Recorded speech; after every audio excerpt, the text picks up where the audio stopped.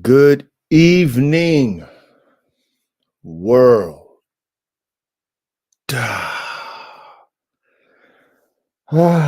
Man, as I take a deep breath, welcome back to another episode of Bandog Talk with the Dog God. And of course, we are brought to you by Formula One Canines. That is me, of course. Okay. That is I. That is the brand. That is the level that I play at when it comes to high performance working dogs. Formula One level. Okay. Hence the name Formula One Canines. So, like I said, welcome back, world. Episode 17 of Bandog Talk, man. Trendsetter, pioneer. That is me, the dog god, aka the coach. Not afraid to create his own lane, even though it's a road less traveled, right? It's not a road that's popular. You know what I'm saying? Most people want to follow a road that's already built. And there's nothing wrong with that, by the way. I'm not knocking anybody who do decide to follow a road that's already paved. However, me, I'm a creator.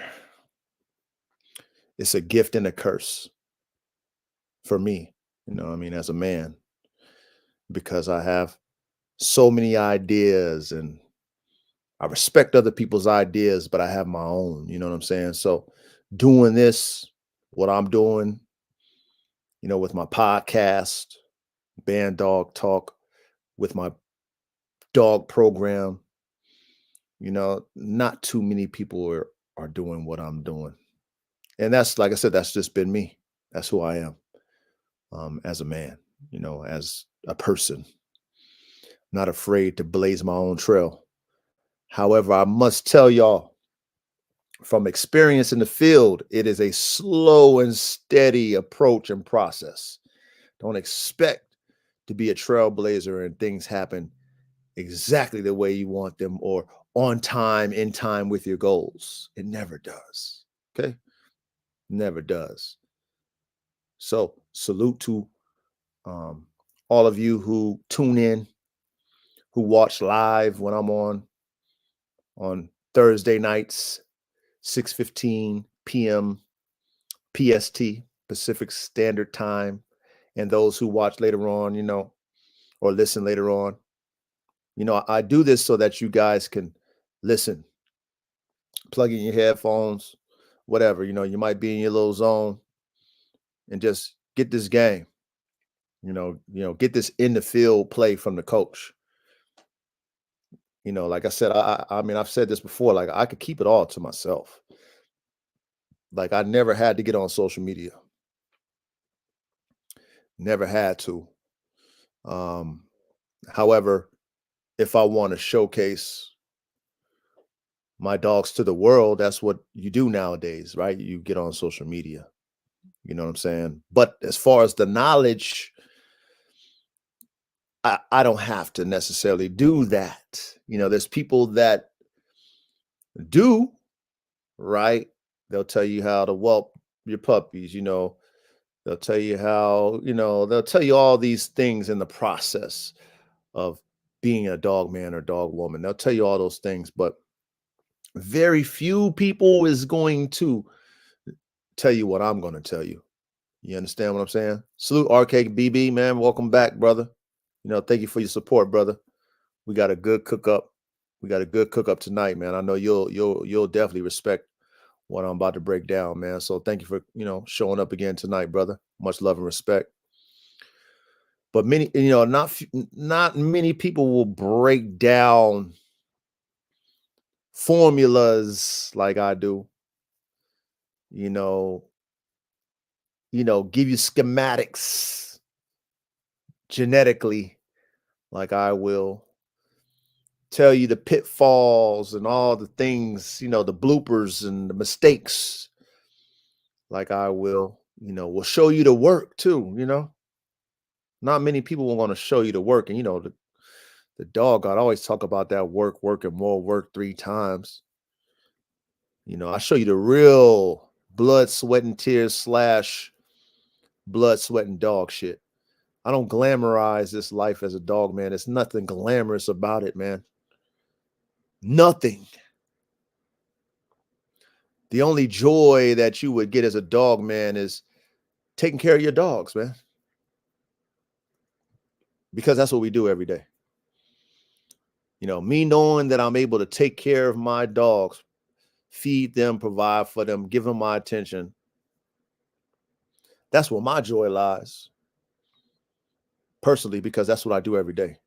So to know that they appreciate what I do, which of course dogs do, my dogs do, of course, that fulfills me as a dog, man.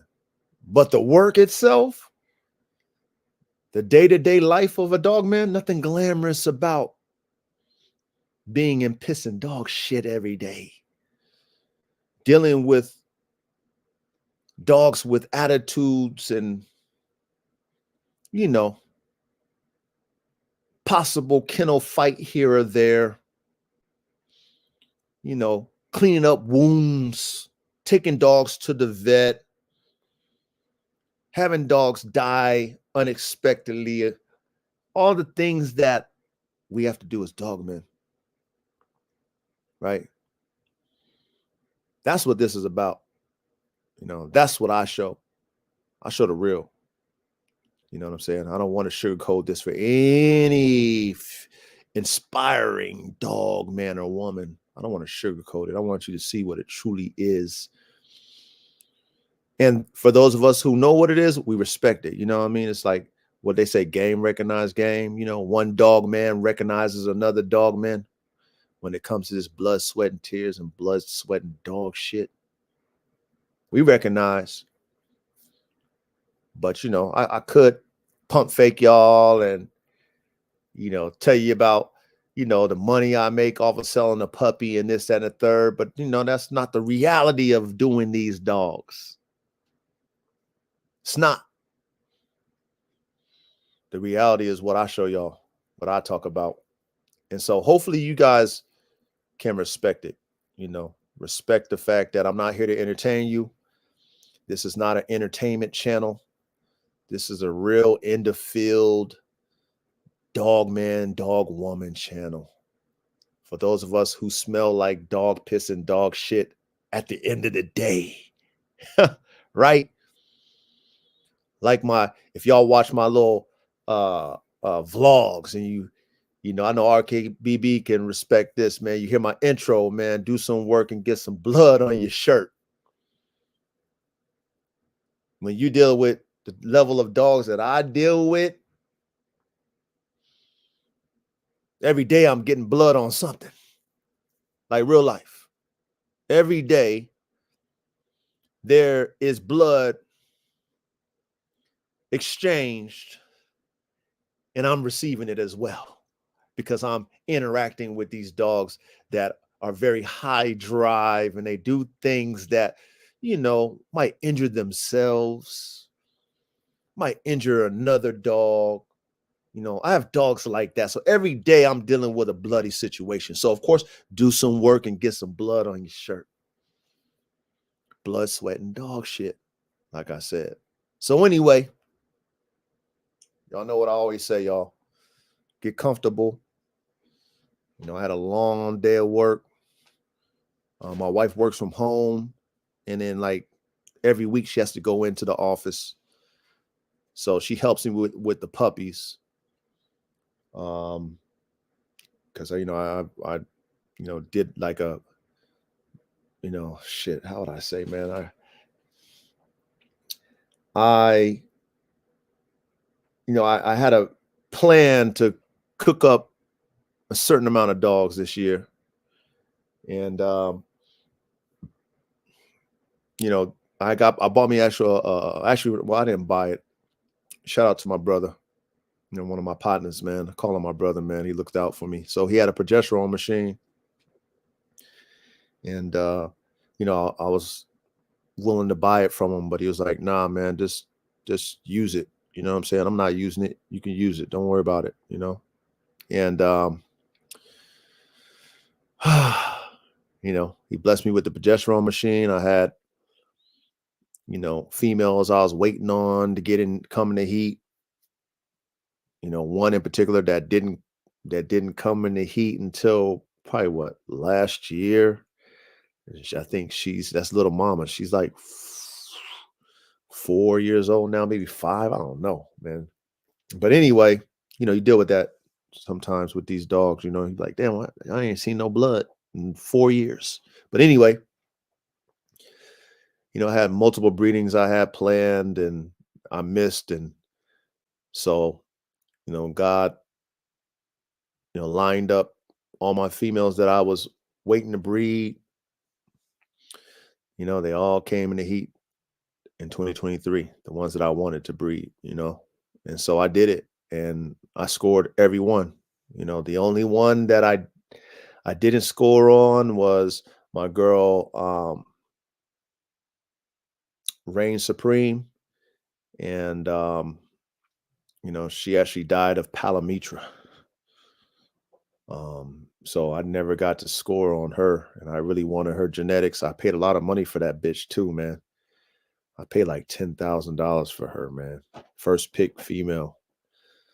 And I got nothing out of that.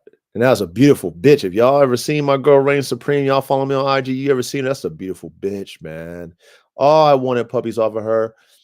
Never could get them. And the reason why is she always had something faulty with her uterus.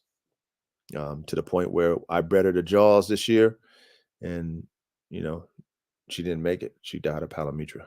So anyway, I scored. I got all. I scored damn near 100%, really 100% minus Reign Supreme on all my litters. So been taking care of puppies. Shout out to my wife, but she had to work today, so I had to take care of everything, all the puppies, everything, all the dogs, everything.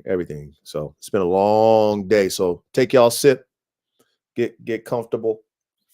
Like I always tell y'all, man, if y'all like the herbal sensation, I know RKBB do. He be smoking on that loud pack, that Zaza, if y'all want to call it the Za. He be on that Flavor Flav. So, roll you up something, get comfortable. We about to dive into this subject matter today, which is a very important one, at that. So I'm gonna take me a sip of this. The dog guy keeps it simple. Give me that vodka lemonade and I'm good, man. Helps me calm my nerves, man. Because in the field, y'all in the field though, good Lord. Okay, BB. He said, I got the dank and the cognac, man. Salute to you on that, man. That's what I'm talking about. Well, hey, cheers to you, RKBB, man. You know what I'm saying? Cheers. I'm going to go ahead and take me a sip. Because I need it. My goodness.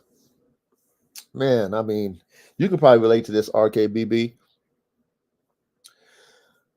Man, every time I think, man, I just got to take a deep breath because this is, it's like a two-edged sword, what I'm telling you. Be careful what you create. You just might get it. So I have a dog named AR-15. You might know of him, RKBB.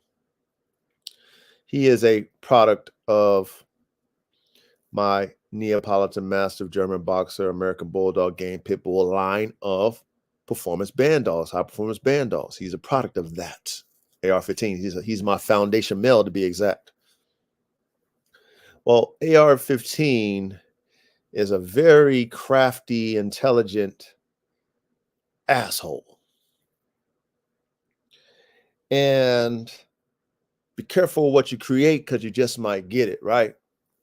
Now, when I produced this boy AR-15, I didn't have the experience to know his father. I bought semen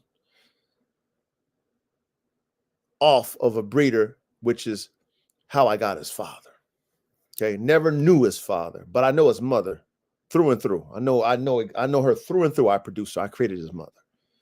So anyway, AR-15 is a product of that. So he's about 3 years old. He'll be 4 this year. And he's just grown up to be a very masculine, smart asshole. And any dog that's in his vicinity, they don't like him because of the energy that he projects. Dogs read energy. And when you have a dog like him, I'm describing, the other dogs tend to either copy the energy or they go against the energy. So I have him next to one of my young up and coming dogs. He's an AK-47 chopper times Holy Spirit son. Now, Holy Spirit is AR-15's mother. Holy Spirit is the dog that I'm talking about that's next to him. I put next to him the young up and comer. His name is Black Hawk. Okay. He's an XL Pitbull Draco I produce. Okay. They have the same mothers. Now, Black Hawk is a young boy, and he's got the same energy that his mother has. Okay. Very, very, very, very prey driven. But he has the size of his daddy, AK-47. So you can imagine that, right? You can imagine an AK-47 with ridiculous prey drive. Not only does he have ridiculous prey drive, Black Hawk, he has what his uncle and his mother has, and even his auntie has. They have the highest of high pain tolerance. In reality, they don't feel pain. They don't feel pain. So this young dog is now already has the genetics of his mother and the size and the strength and power of his father, AK-47 chopper. Now he's next to the king of assholes and the smartest of the smart, AR-15. So I come down, man. Check this out. I come down like I do every day. And I'm taking care of the top tier, Stud Island. And I kind of look down because I live on the hill, y'all. And I can see down, right? What's going down with you, Royalty Methods, man? What's good with you, man? Welcome.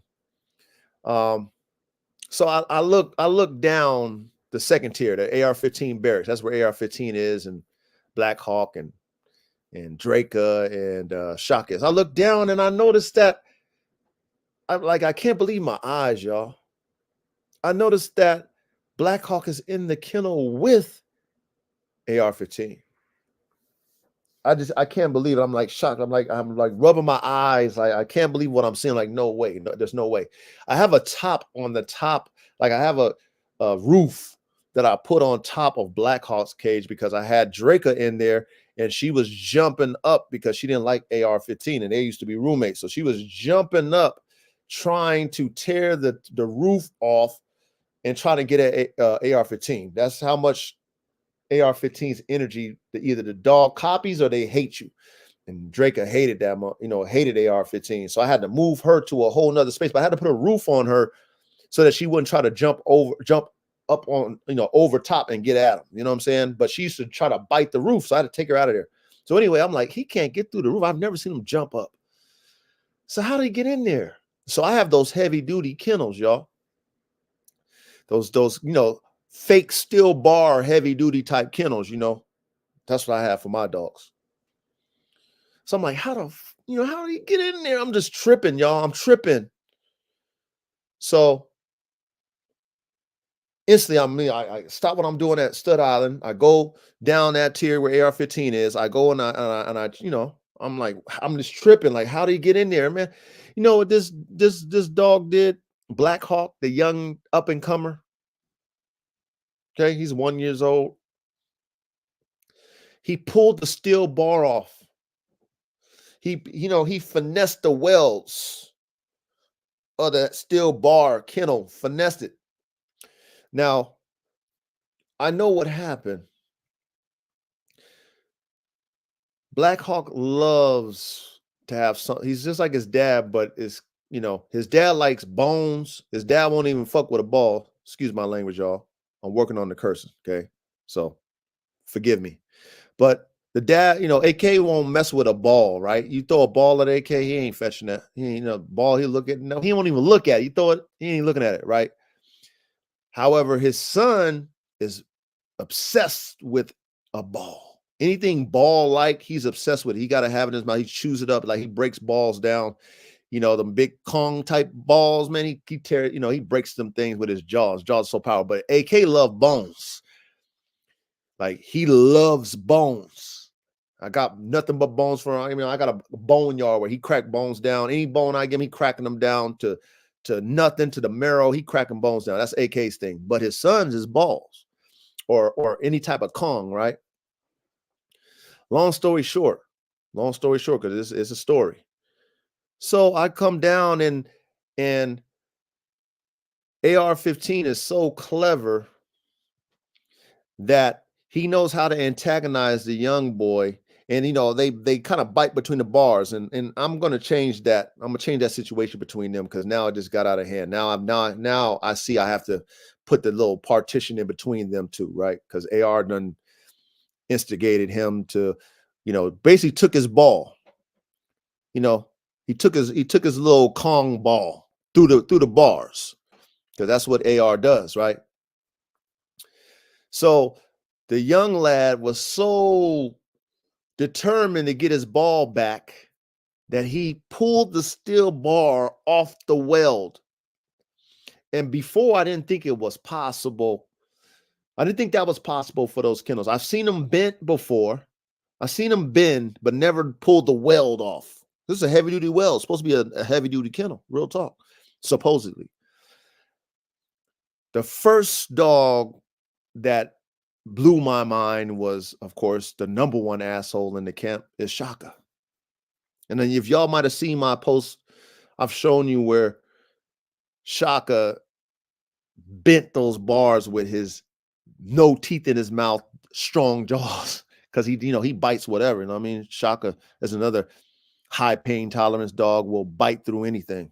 You know what I mean? He don't feel not one lick of pain. But anyway, he bent those steel bars like they wasn't shit. And he was the first one that blew my mind when he pulled one of those off too. He pulled one of them off. So that's the first time I was like, wow, I can't believe my dog's breaking those wells off those heavy duty bars. Pulled them off. So I'm like, damn, he pulled the damn steel bar off. This young dog, he only won. And he's in there with AR-15. He's in there with AR-15 now. So this is how God works on my behalf. Oh my Lord. So you can imagine how I felt when I first saw that. I'm thinking, oh my God, I'm going to deal with a bloody mess. They're going to fight. It's going to be all bad. But in reality, they didn't even fight. He was in there, AR-15. They was just in there. I'm like, oh my goodness, it could have been all bad for me. So you can imagine how upset I was, y'all, when I saw that. You can imagine the ass whoopings that was getting handed to both of them dogs, right? You can imagine the discipline. Because I knew that AR-15 was the reason for that, because he took his ball. I saw the ball in there. He took it. And that, young puppy, he don't know no better, but, he's destroying my $1,000 kennel that I bought his ass. See what I'm saying? So, I'm pissed. I'm flamed out. I'm pissed. And I'm grateful at the same time because I didn't have no dogs that I had to go bury. Because that could have been really bad for me. Okay? However, be careful what you put together, right? Be careful what you create because you just might get it. Okay, my dogs show me that every day. Especially these new ones that I just cooked up these past 2 years. They show me every day what I cook up in the lab. Okay. That boy Black Hawk, his uncle Shaka does that. I built Black Hawk to be even stronger and have even more drive than his uncle do, and his mother, and his father. You see what I'm saying? So I see when I'm upset for what they're doing to my kennels and they're, you know, you know, like I see the damage and the blood. And before, watch this, and I'm gonna get into the topic. I'm gonna end with this. So before, right?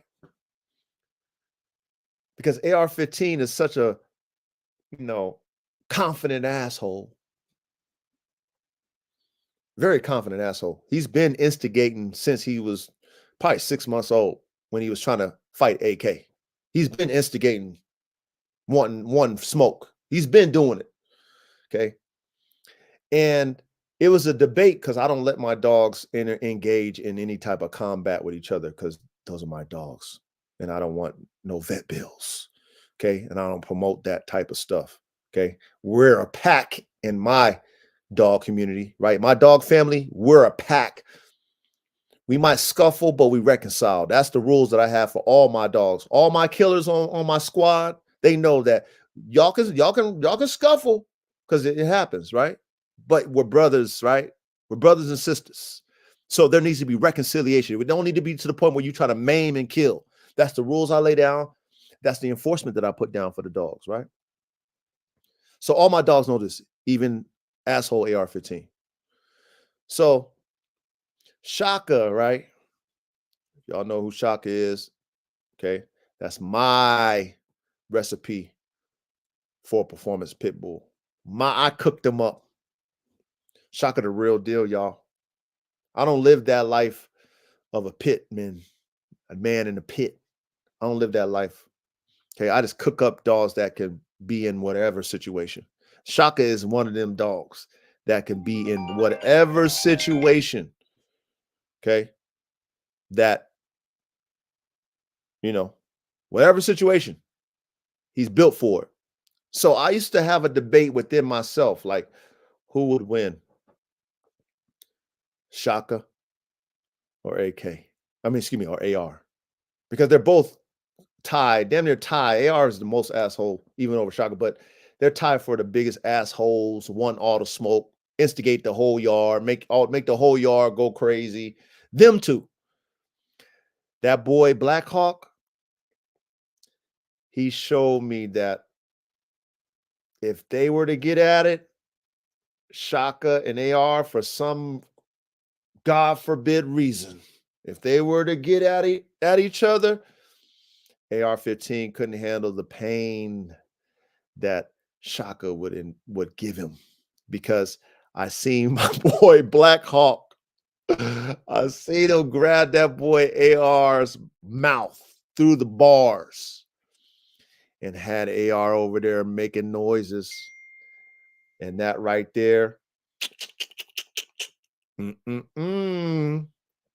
yeah, you can dish it out, but you gotta be able to take it too. You understand that? Like, that's the rules that I got with my performance dogs that are high prey driven. If you're gonna go out there and diss it, you're gonna dish the pain, you better take it too. I don't want to hear no yipe. I don't want to man, that boy Black Hawk had that boy AR by the nose through the kennel bars, y'all. Had him over there. That boy Shaka, hey, my boy Shaka, y'all, will never make a noise. He love it. He loves it. He loves the pain. He loves the pain. He will never squeal. I don't care what kind of situation he is in. I done seen him in multiple situations. I done seen him damage himself multiple times, and not one lick of a whimper, a whine, a quiver, nothing. But AR over there had his little when that boy Black Hawk had him by the nose through the kennels. So that answered my question today, man. But anyway, They pissed me off. They pissed me off, by the way. So I just wanted to give y'all this, that stuff I can't show the world because, they ban me off of social media if I showed y'all that type of stuff, right? I remember I posted, and I'm going to get into my topic today. I remember I posted, y'all, when I was doing a little music. I call it musical kennels because I'm moving certain dogs around because, things were happening. And I just moved I moved Holy Spirit, which is AR-15's mother and Blackhawk's mother, right? And Shaka's littermate sister, right? They're two in the same, by the way. Personalities, everything. They're two in the same, just male and female. I just put them next to each other just briefly because I was moving certain dogs around. I just put them next to each other. And I posted how as soon as I put them next to each other, they were trying to kill each other through the kennel bars. And they was over, just doing nipping each other. And it was, it was a bloody mess. And it was not even a minute, y'all. It was instantly as I put them in there. They was over there biting each other through the kennels. It was a bloody mess. But see, the difference between them type of dogs and other dogs that want to give the pain, them two can take it too. Them two can take it. Right? Both on bloody, dogs, man. But if you're a dog that likes that, you like combat and whatever comes with it, that's what you're gonna get. You know what I mean? So I can't show the world what I deal with because I build combat dogs, not dogs to fight each other. Don't get it twisted. But that will endure combat. Okay. And I see it in my own pack because I got so many different dog combat able personalities in my pack. So many. So I see all the scenarios. Okay. And then of course I'm the referee. I break that shit up and I discipline ass. I beat ass. Because I don't like that. I beat ass. Because that's what the alpha would do, right? When things get out of line, they discipline. I discipline. I know we ain't fighting because I'm not trying to pay for no vet bills. Cost too much. Y'all cost me too much money doing this stupid shit.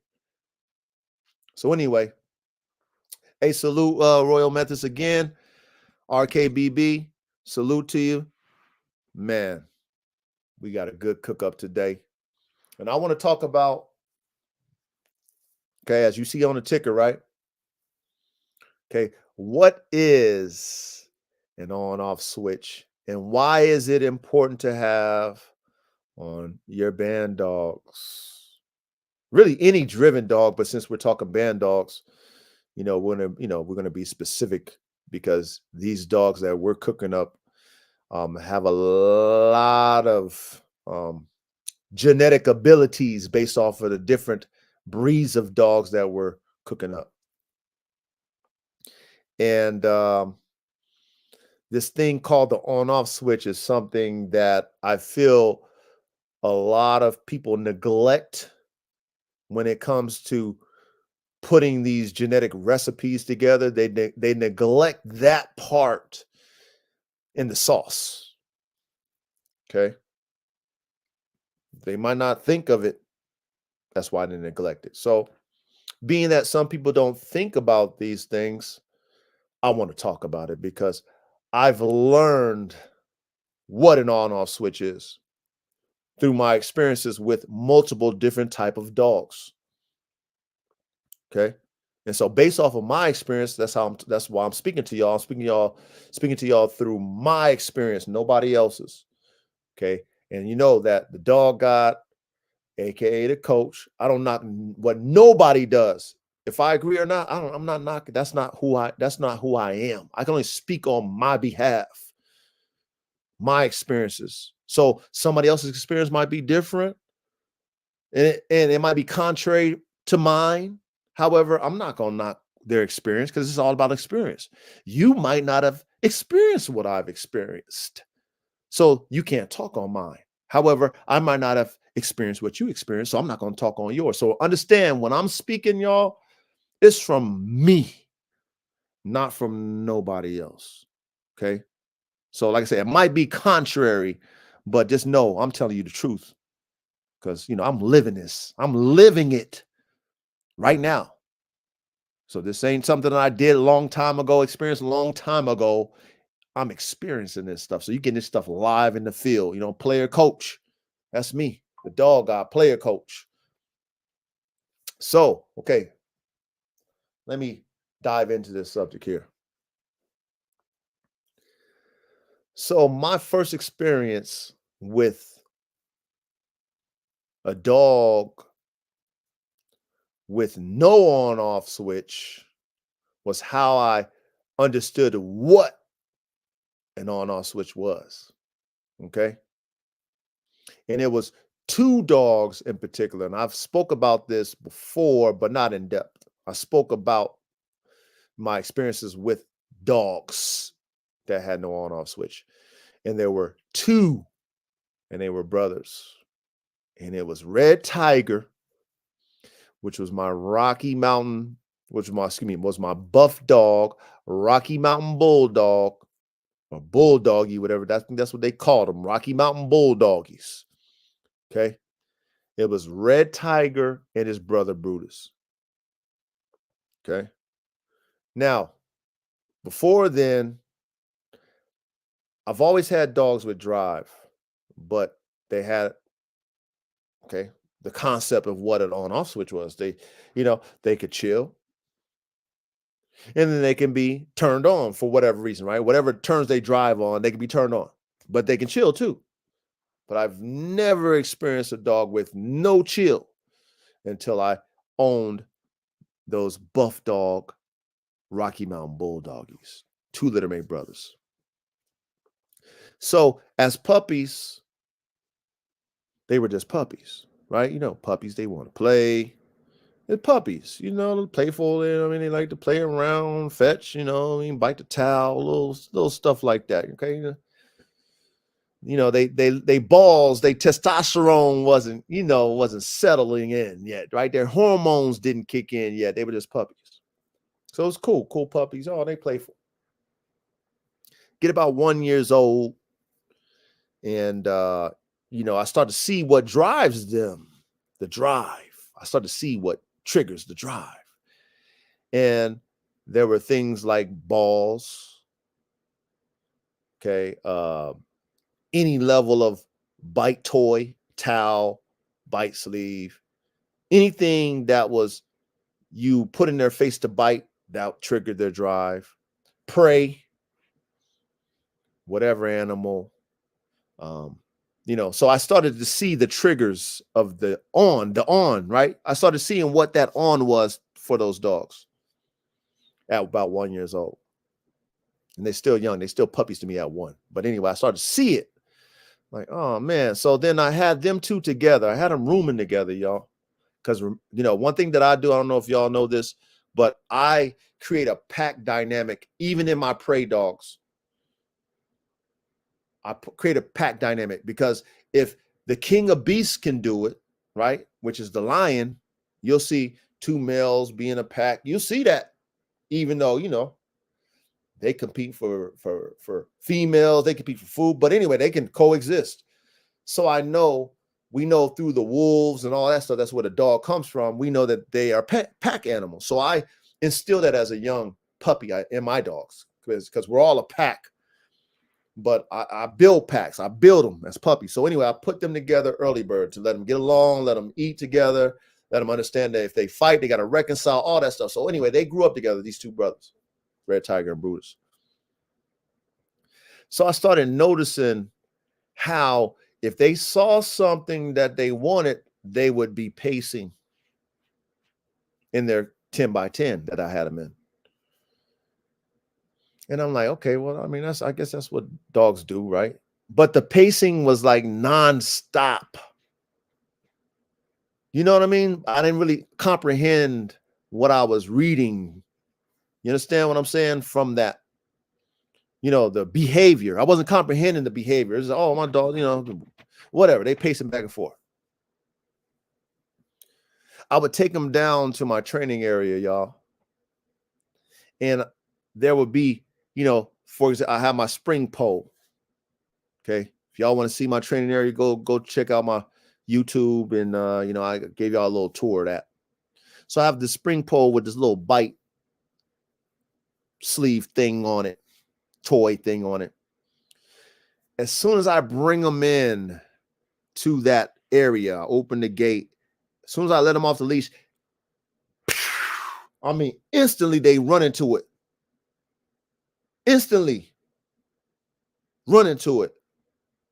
And they going ham on it, going ham on it, I have to literally break them off of it, put it up on the high fence to where they can't get it. And still they were so determined and like looking at it, like trying to, they were just mesmerized. They have to get it, even though I put it up. I'm like, damn, the hell's wrong with y'all? If I have a ball, I had to hide the ball. It got to the point where I had to hide these items from the dogs because as soon as it triggered on, it was no off. There was no off, y'all. This is me learning the concept of an on and off switch because I've had dogs before, dogs that I've created that had an off switch. I could take something from them, and of course they would want it, but they would chill after a while. If they knew that they wasn't going to get it, they can cut that shit off. You see what I'm saying? I've seen that, but I never had to really comprehend the concept of an on-off switch until these two. So as they got a little bit more mature and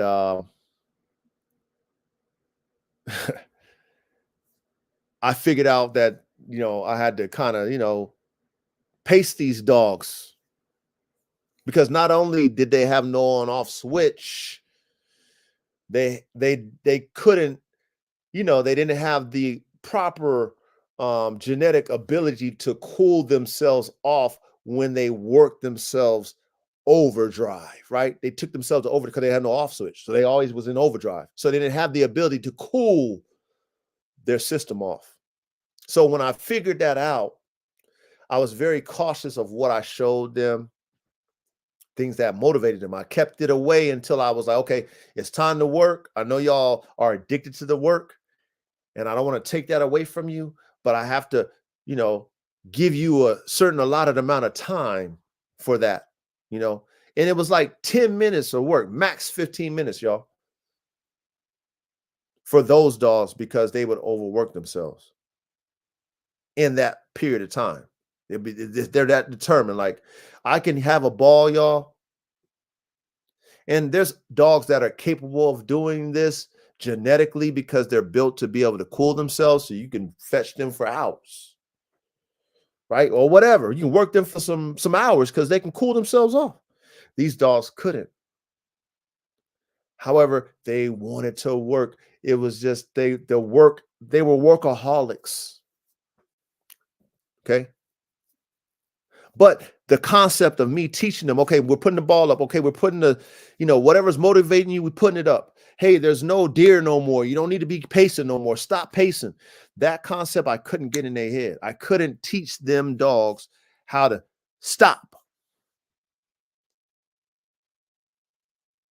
And because I couldn't teach them how to stop, that was their demise. Okay. The first loss I took was Brutus. And I can't even say it was my fault because I had him on his timer. I had him on his 15 minutes of work because they want to work. I bought them dogs because they were working dogs, even though I was already warned, and I mentioned this before, from the breeder that they don't know how to chill. And they blow up. The breeder told me that. Okay. So I knew that coming in. So I had an allotted time, 15 minutes. We're going to go to the training area. I know you guys love to fetch. I know you guys love to bite. So we're going to work the spring pole and then we're going to fetch because that's what y'all love. Right.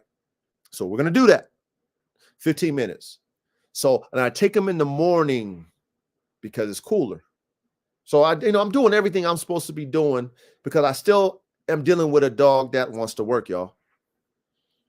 I have to be, I'm thinking about my dog. That's my job. It's the dog guy. Think about your dog. Make sure, he gets his time or her time. Don't overdo it, but make sure they get their time. So 15 minutes, boom. I take Brutus up. After this 15 minutes, I take him up. Now I hear him cooling off, but it's in the morning time, y'all. It's about probably like, 11 when we're done working. Still cool. Take him up to his kennel area or his 10 by 10 where Red Tiger is. And now it's time for me to bring Red Tiger down. I got 2 full pails of water. He's in the shade. I put him in there. Now, when he breathes, or they, it's a for those of you who know what that sound like, you understand what I'm talking about. Okay? So I put him in there. This is nothing new. It's routine. I think I got it under control. I go take Red Tiger down for his 15 minutes of fun and games. His 15 minutes is up. I come back up 15 minutes later, and then I see my boy Brutus over there foaming at the mouth. I'm like, what the? Of course, this is my first time experiencing this level of exhaustion for 15 minutes of work. I'm not used to this, y'all. Okay. My dogs don't get exhausted. Personally, dogs I produce, they don't. However, these, 15 minutes, I'm seeing exhaustion, but it's not necessarily exhaustion. Is they, like I said, they can't cool themselves off because of the breathing. Okay. Now watch this. This is what I guarantee that happened. When I went down there for those 15 minutes, he didn't just go chill. He was pacing back and forth because he wanted to go back out because he saw his brother Red Tiger leave. That's what happened. So when I came back up, he worked himself for 30 minutes. Y'all understand what I'm talking about? He didn't have an off switch in his mind to say, you know what? I'm in my kennel space. There's no reason for me to be rah, rah, rah. There's no reason for me to be pacing back and forth. Right? But in his mind, he wanted to work. He wondered why is Red Tiger going down and I'm up here? So I come in on the rescue 911. I'm like, oh man, I'm tripping. Like, oh man, this is my first time dealing with this. No on off or no off switch and a dog overheating. And so I'm doing whatever I can, I'm taking my hose and putting it in his mouth and trying to get that, that foam and shit that come out their mouth. We're in a cool area already. It's cool where he's at. So we're in a cool area already. I'm trying to calm him down. I'm panicking, y'all. And he's just, it's horrible. Okay. 3 hours, 4 hours trying to save this dog's life. Then he has a seizure. And then he's kind of like blank-eyed after he has a seizure. And I wait for another hour and I'm just like tripping. I try to open his mouth up. His mouth is seized up, bites me. And then I go in the house, tell my wife after 5 hours trying to save his life, like, hey, I've been trying, I don't know what's up. Like I'm this discombobulated. It's my first time dealing with a dog that blows up. And then I come back out. He's dead. He's dead. He's dead. First experience with a dog with no on-off switch. First experience. Wasn't a good one for me. Okay? That left an impression, y'all. So much of an impression it left on me, right? So much that next day I called my vet up like, hey, I heard that there's a surgery for dogs who have breathing issues. I need to take my dog in there. I got my dog. I want to take him in there. I don't care how much it costs. Right? Because I'm devastated. I just lost the dog that I wanted, even though the breeder already warned me about it. But, me, I like I told y'all, it was a genetic piece that I wanted that I was able to get. Thank God. I was able to get two of them, two brothers, littermates. So I didn't care about that because I was going to create something with it. But I lost one too soon. So I was, I'm like, oh shit, I might lose Red Tiger. So I went, boom, called my vet. What surgery can I get? Oh, bring him in. Boom. We did the examination. Okay, the nares is, kind of tight. They did the examination of Red Tiger, all right. But it's not his nares. He can, he can still breathe through there. They did the examination. Okay, he's got a soft palate. We're gonna clear that out. All right, cool. Let's do it. Let's run it. $1,300, y'all, for Red Tiger. Okay. Brother died. Next day, got their consultation. The next week, we got the surgery. Not only did I do that, I took him after the surgery. We went over there to my clinic where I store all my semen, get all my semen, and I got him beat. You know what I'm saying? I got that Michael Jackson beat it and got me some semen. Because, I already lost his brother. So now I'm doing my checks and balances to protect my investment because I took an L. Because learning about a dog with no on-off switch, learning about what an on-off switch is, taking the L. That's how I learned. First L. So anyway, I get the surgery done with Red Tiger. Still trying to teach this dog in his mind, chill. Now I'm really aware of the off button. I'm trying to teach this dog. And when I see him pacing, I go in there, I whoop his ass. Right? I do what a dog would do in the pack. Shake a dog up when they do something wrong. Stop pacing for no reason. Instead of 15 minutes, he only get 10 minutes, y'all. So I'm doing everything as a pack leader, as their daddy, because that's who I am to them. Those are my kids, to protect my dogs. But then at the same time, I don't want to put him in a box. He's a high drive dog. I don't want to put him in a box to where he can't be who he is as a dog. He's a driven dog. He like to bite.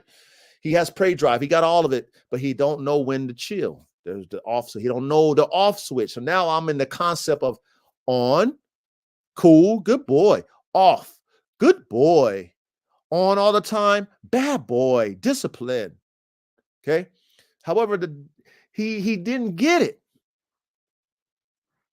No matter what discipline no matter how many times I disciplined that dog, he didn't get the concept of chill. Now, this is a genetic thing, y'all. This is a genetic thing. I can't fault Red Tiger and Brutus for their genetics. I didn't create them dogs. The breeder told me the flaws. However, they're retired from dogs. I just happened to bump my head when I reached out. And they did a in-house breeding for themselves to keep what they produce going. One breeding. I think they have 3 dogs. And they just did a breeding to keep their genetics going. However, I was told by the breeder that they bred eventually over time for looks, because looks was making them money, not performance. So I knew what I was buying, y'all. That's what I'm saying. I can't blame the breeder, even though that's the reason why those, Red Tiger and Brutus died, because of how they were bred. If you look at Red Tiger and y'all follow me, y'all see him, freak, muscled up, wide frame, wide rears, big ass dome, drive. I'm talking about drive, real drive though. Prey and man drive, toy drive, all the drive. He had all the drives in him. Okay, determined regardless. Okay, specimen. I was impressed. However, when you breed performance, there's a fine line you have to draw when you're trying to make sure a dog will look a certain type of way and still perform a certain type of way. The more bully you get, the more the performance diminish. The bigger the head, the bigger the neck. Okay. You know, the more you take away from performance. Red Tiger and his brother's freakiness took away from their performance. Okay. Now, I learned that on the job, is what I'm telling y'all. In the field with these working dogs that I have, I loved their drive. Don't get me wrong. It was exciting to see my dogs' intensity and determination. When you build dogs or you like dogs with drive, when you see intense determination, it excites you. Like, oh, you're determined. And and you know, no matter what, you want it. I loved it. I do love it. And I love that about them two dogs. But if there's no reason for you to be turned up as a dog, I despise that in a dog. I do. Because I've learned the hard way when I couldn't teach a dog to chill. I learned the hard way. I took a monetary loss. I took an emotional loss. I took a mental loss when both of them dogs died. Because after I got all that stuff done to Red Tiger, the vet told me he should be 80% better in breathing. It was still the same, by the way. He was still breathing the same way after I spent $1,300 on that palate surgery. Still, I couldn't teach him to stop pacing in his kennel. I couldn't teach him to stop doing that. I couldn't teach him. No matter how many times I disciplined that dog, I couldn't teach him, y'all. To the point where, let's see, his brother died at probably about a year, and Brutus died probably about a year and maybe 3 months. And I think Red Tiger died maybe 4 to 5 months later, where, you know, and he died at night.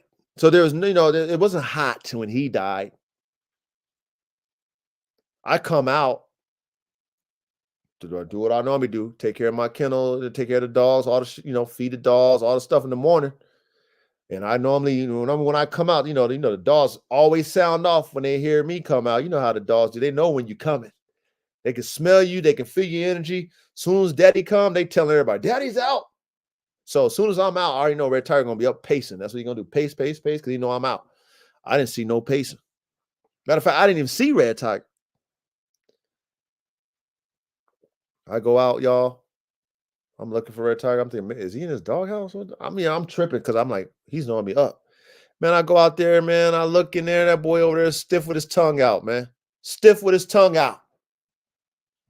That means he died some hours ago at night. And I already know what he was doing. He probably saw a deer or something. You know what I mean? You know, I live in the woods, in the mountains, man. We got, you know, mountain lions and bears and deers and all kind of stuff where I live at. So I'm sure he saw something he wanted and he was pacing and his dumb ass, right? I gotta call a dog dumb when they can't understand and comprehend, like, yo, you can't get that deer. The deer's gone. Why are you pacing? Or whatever you pay, why are you still pacing for? It's gone. Chill. He couldn't do that. That dog didn't have an off switch, y'all. Okay. So based off of that hard lesson, monetary loss lesson, okay, emotional loss, because I love them dogs. I love them. As a performance dog breeder, I had the concept in my genetic recipes of an on-off switch. That put in my mind as a dog breeder, performance dog breeder, that I have to make sure if my dogs have high drive, they have a off drive too.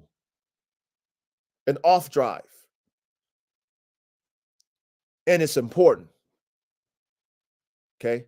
Especially when you're making band dogs like I make. It is very important. Okay. Now I had to take some L's to understand that concept. Because before, like I told you, my dogs had chill. So I didn't even, what is an on off switch? I didn't even have that concept. My dogs had a chill. My dogs could chill. Now it's like, okay, now I seen dogs that had no chill and had maximum drive, which I love. I love it. But it was to the detriment of them and to me. So I didn't love that part.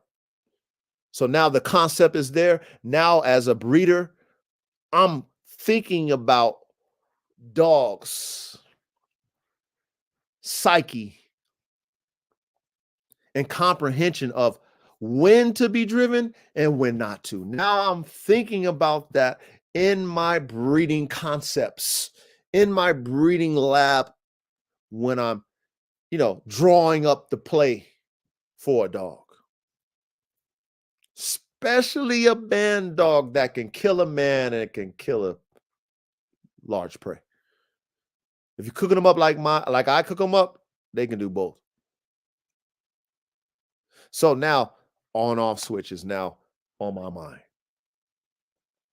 So I take, for example, my first official Bandog cook-up. Okay. This is after the L's I took with Red Tiger and Brutus.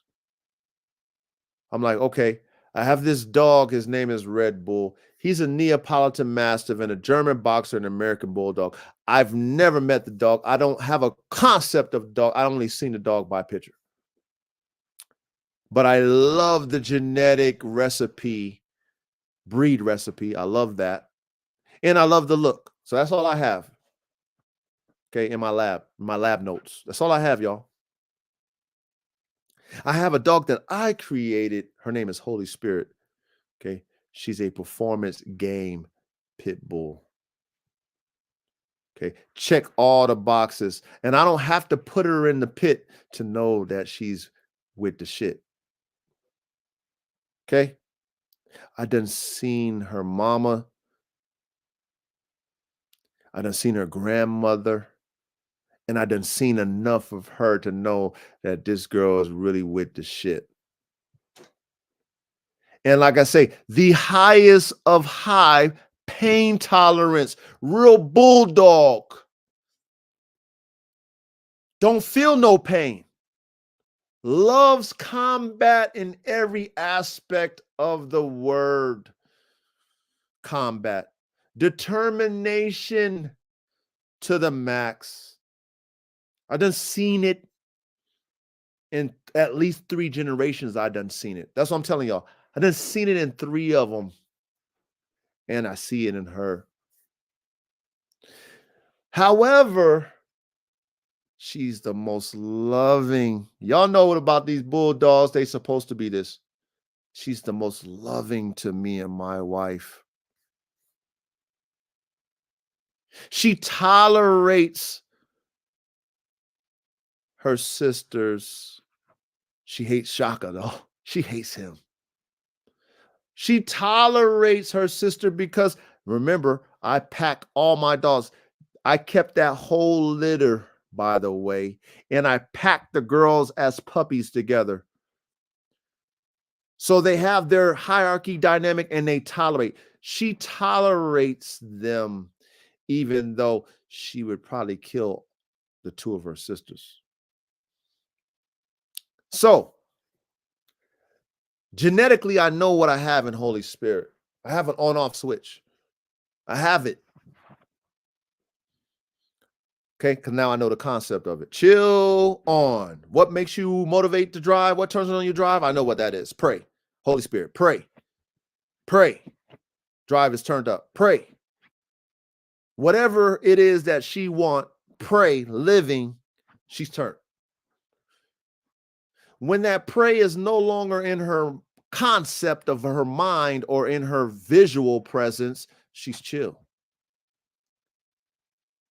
With her sisters who could be prey that she grew up with, she tolerates. even though she's prey driven. You see what I'm saying? The concept of on off is in her mind because now I know the concept of what an on off switch is. So then I take her and I breed her to a dog that I don't know anything about temperament wise. And so I get a dog like AR-15, I get a dog like Prima Donna, I get a dog like Silver Bullet, I get a dog like Nina 9mm because I kept all those dogs. That's my first F1. That's my first F1 of that breeding for my band dogs. That's when I took a Neapolitan Mastiff, German Boxer, American Bulldog, okay, Red Bull, stud to my game pit bull bitch, performance pit bull bitch, Holy Spirit. That's my first F1. Boom, I get AR-15, Nina 9mm, Prima Donna, and then Silver Bullet. So now I'm looking for the on-off switch. Of course, I'm looking for everything in my genetic recipe. Y'all know that. I'm looking for all of it. But now my concept of on-off switch, I'm looking for that too. I'm looking for it now. Can the dogs chill? Is this dog, when it sees something, does it got to just keep going? Can it, when I tell it stop, will it stop? Right? And so as they grow up, I'm learning as I create my first band dog with these productions that I keep all of them. I'm learning from every one of them because I keep them all. And I'm seeing if I created an on-off switch in these dogs. I'm seeing if I did. And I did, y'all. Okay. Even the ultimate asshole, AR-15, has an off switch. Right now, I'm here having this podcast with you, and we're discussing dogs. AR-15 is next to Black Hawk, and there's Shaka on the other end of them, and they don't have no issues. They don't have no issues. That is called an off switch. They have the concept. The only time that they turn on is when daddy comes. When they know I'm out, they know I'm coming out, it's competition time. It's turn up time. However, we're going to get daddy's attention, whether I piss him off, whether we fighting, whether I break through the kennel bars, whether I bend kennel bars, whether I jump out, we just hear, all we want is daddy's attention.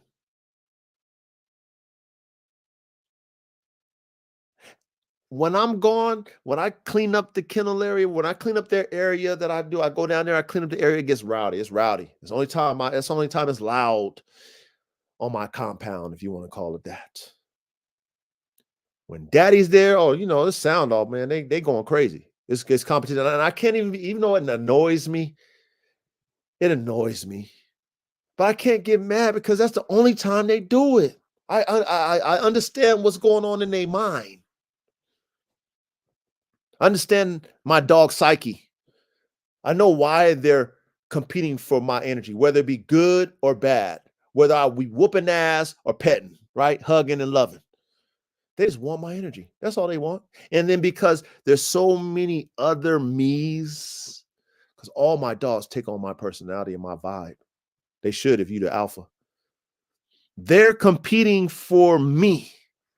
And they're trying to show me that they are me, which is pretty, it's pretty cool when you understand how a dog thinks. Like y'all trying to be the alpha. And y'all not competing with me, you compete with each other. So that's why all that extra credit happens when I come out there. That's why, all that nonsense happens and I have to discipline and I have to, be careful what you create. You just might get it. That's my reminder when it happens to me, when I get upset. It's like, dog, you like, you got to slap yourself in the face. As you whoop the dogs, you got to whoop yourself. Like, you created that dog to be like that. You know that, right? Like, damn. You're like, damn. You tore this whole damn, roof down that I paid for you, but I created you to be able to do that. I created you to be able to jump that high, to think that, and tear it down. I created you to know how to unhook your latch and escape. I created you to know how to jump out of a 5x10 kennel vertically and get out. I created you that way. I created you to compete. I created you to have zero feeling of pain. Even when I beat your ass, you don't even feel it. You know what I'm saying? I hurt more than you hurt. As a matter of fact, you don't even hurt, but I hurt. I hurt my hand. I might give you a NFL punt kick, and then my leg is, I done, blew my damn ankle out because you pissed me off so much. I just gave you an NFL punt kick, and I'd hurt myself. You didn't even make not one sound. I got to slap myself in the face, y'all. Like, you created this. You created these type of dogs. Okay. And I created what I call an on-off switch, y'all. Because I had to learn the hard way. I had to take some L's. And thank God I didn't take an L that my dog got out and attacked, because I got acres, man. And there's people around me who have land too, and they got acres, and they have horses, and they have cows, and they have all these things, man. Okay. Thank God I didn't have to learn the hard way for that. My dog's so driven, and like I said, my dogs know how to escape, so I got to be MacGyver and figure out how to keep them from escaping. That's how smart my animals are. Frames, brains, and motors. Y'all know my concept as Formula One. Okay, y'all know how I put together dogs. Frames, brains, and motors. My dogs are smart. They watch me lift the latch up, close the latch. They watch me hook their, lock their latch. They watch all that. Then they figure out how to escape.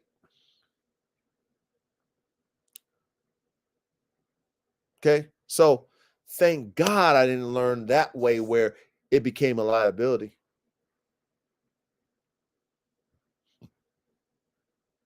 Thank God.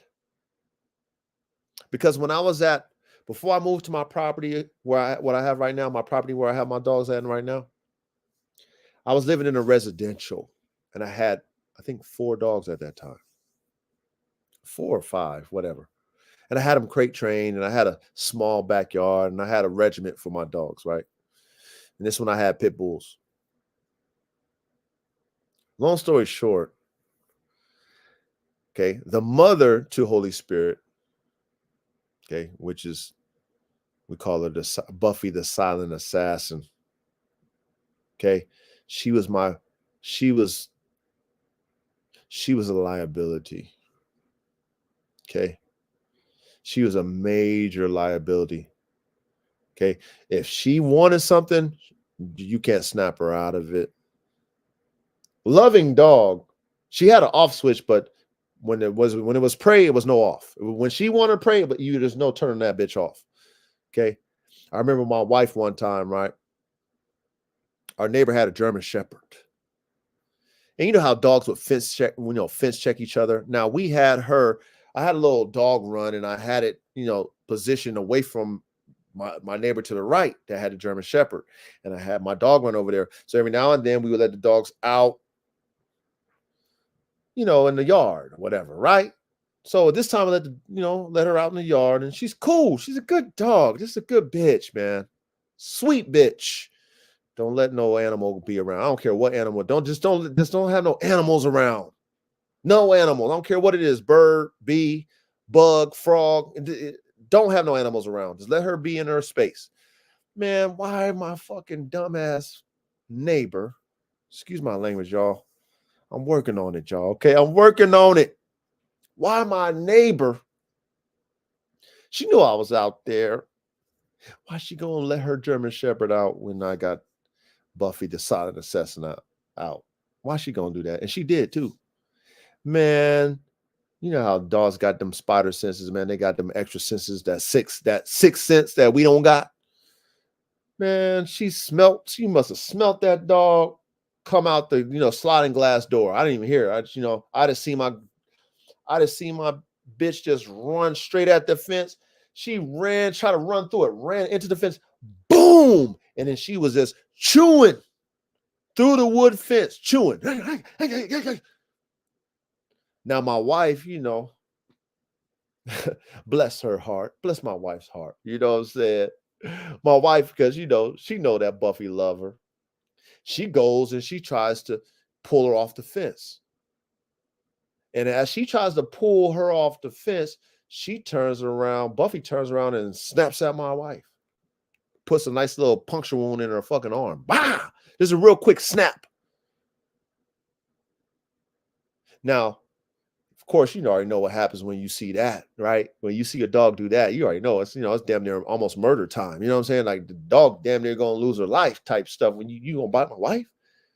So I grabbed the bitch, you know what I'm saying? I instantly grab her. Woo! You know what I mean? I'm damn near choking her out. My wife's like, no, daddy, no. Don't kill her. Cause my wife love her, you know what I'm saying? But I was about to kill that bitch because she snapped on my wife. But the point is, okay, the drive, the determination to get what you want, okay, that's a given when you make a high-driven dog. That was an example. However, that example, if I wasn't there, if I was inside, but the commotion would have brought me outside. But anyway, long story short, if I wasn't there, 5 minutes, she would have chewed through that fence. She would have chewed through the wood fence in 5 minutes, probably in 2 minutes, because she was determined. Splinters don't care, nothing. When a dog's driven, they want it. Man, she would have got at that German Shepherd, killed that German Shepherd. Then guess what? I would have been sued by my neighbor. My neighbor would have hated me because her German Shepherd would have died. Liability. That's what that dog became to me, Buffy, the silent assassin. So I had to keep her on lockdown. Had to only give her 1 hour out. And I had to have her in a special area contained where she couldn't escape because she was an escape artist. She was determined to get what she wanted. That's a liability. Okay. My first experience with a dog that was a liability was enough for me to learn. So fast forward to Red Tiger and his brother Brutus. Thank God they weren't a liability. Thank God that they died, even though it hurt me financially and in my emotions, because they probably would have got loose and probably would have killed one of the neighbor's animals, and then I would have been sued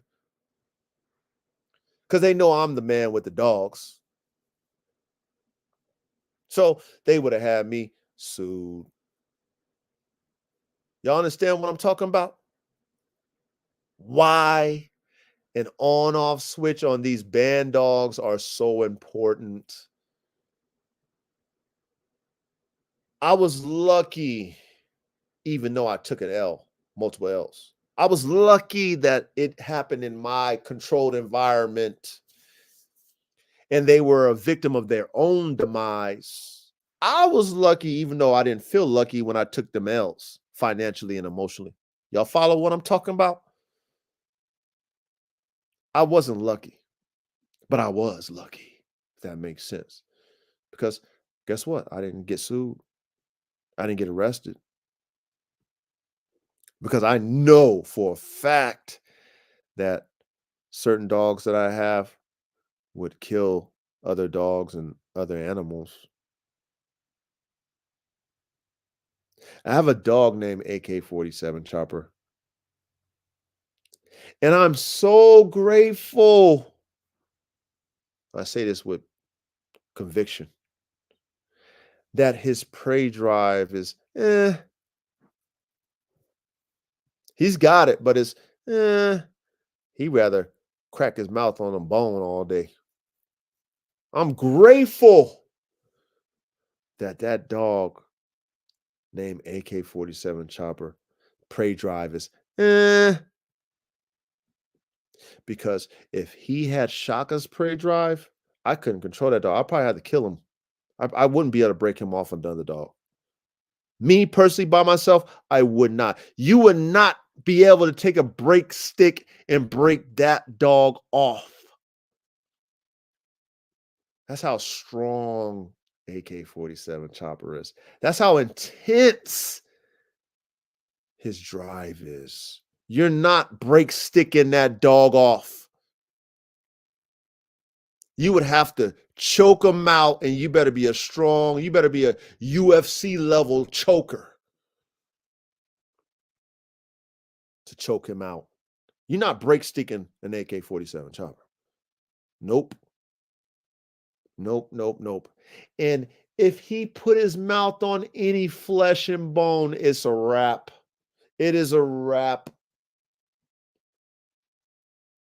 I've seen what that dog can do to many cow bones.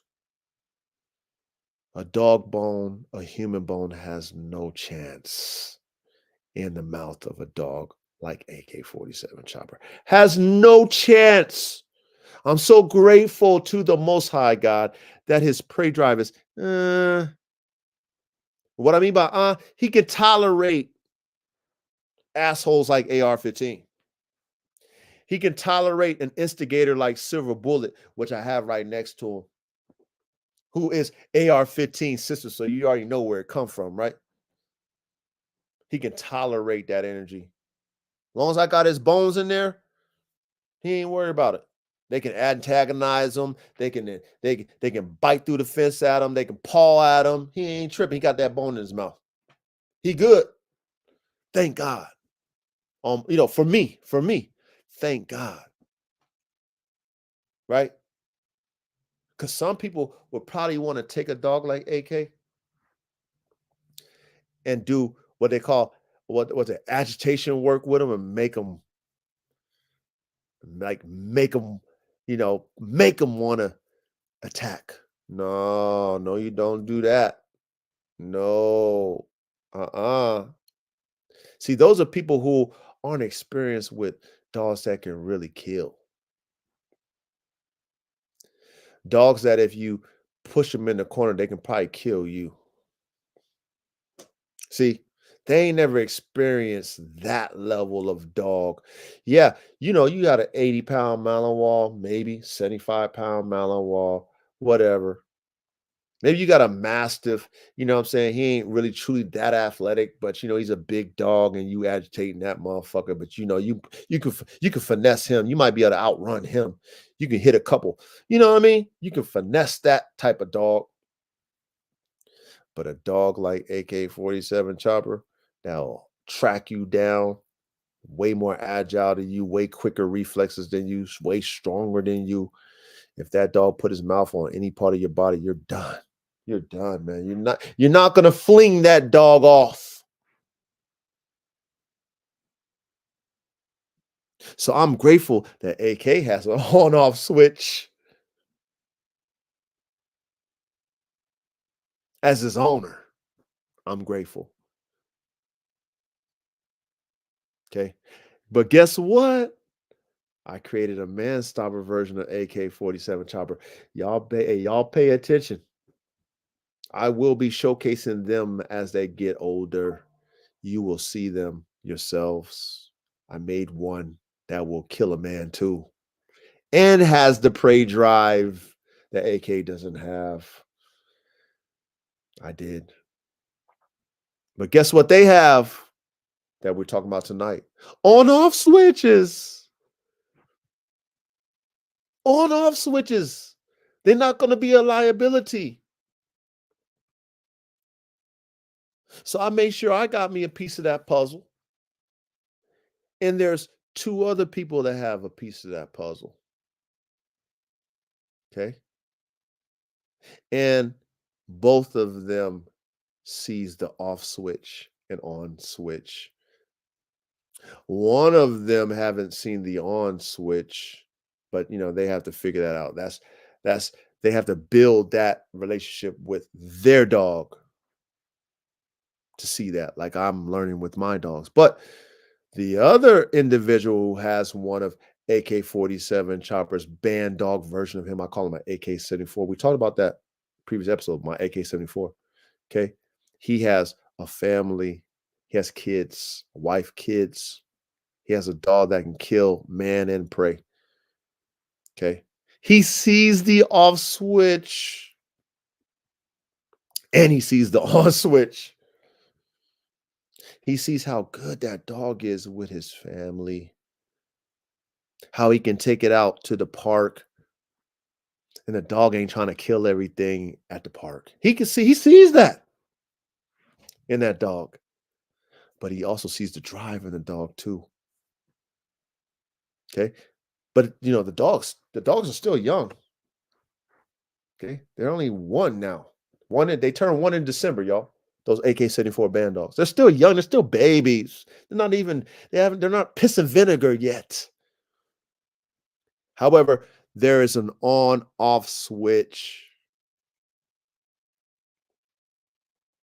This is very important when you guys are doing band dogs. Please listen and pay attention to what I'm trying to explain to y'all. Okay? Because if y'all are not paying attention to this, okay, the band dog itself will be banned like the pit bull damn near is. Because we're putting dogs together to have different temperaments that could eventually be unstable and kill and hurt and maim people and animals. We're putting dogs together that could possibly do this. And I would hate for the ban dog movement itself to be banned and be hated like the pit bull is. I would, man, because of irresponsible. It's like gun owners who are irresponsible. That's how it is with a band dog. That's how it could be. It's not popular yet. It will be a popular thing to own a band dog. It will be because of their ability to serve and protect the family and your property. It will be a popular thing eventually. The working band dog, because of what it can do for the family. However, if you're irresponsible when you're cooking up these dogs, if you're just mixing dogs and you don't know what them dogs you're mixing, like what's in them dogs you're mixing, you can be creating a liability.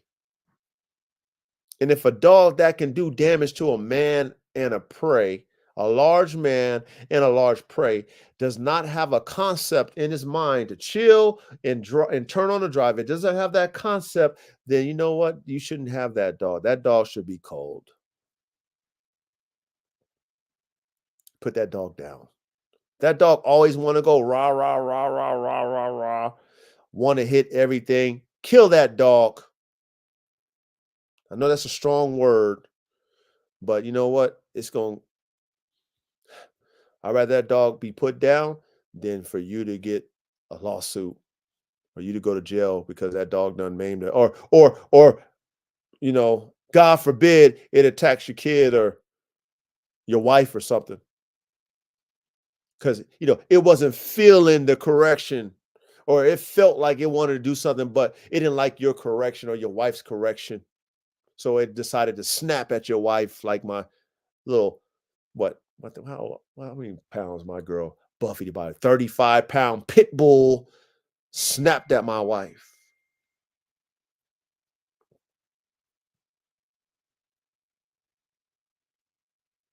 You see what I'm saying?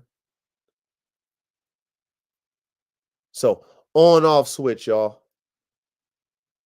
Pay attention to it. Okay. Be conscious of it when you cooking up your band dogs. Be conscious of it when you cooking up your band dogs. I emphasize it. Now, you can listen to me all you want, or you don't have to. That's your choice. That's your choice. Okay. However, let a situation happen. And if you've ever listened to this episode 17 of Bandog Talk, you will be reminded of what the dog god tried to instill in you information wise and warn you based off of his experience dealing with these type of dogs. I try to inform. That's all I can do. Can't hold y'all hand, can't make you do nothing. But you will remember when you have a real experience. If you listen to this episode, you will remember what the dog god told y'all about how important it is to have a dog with an on-off switch, whether it be a band dog, any dog with drive. And you better make sure that's in your genetic recipe.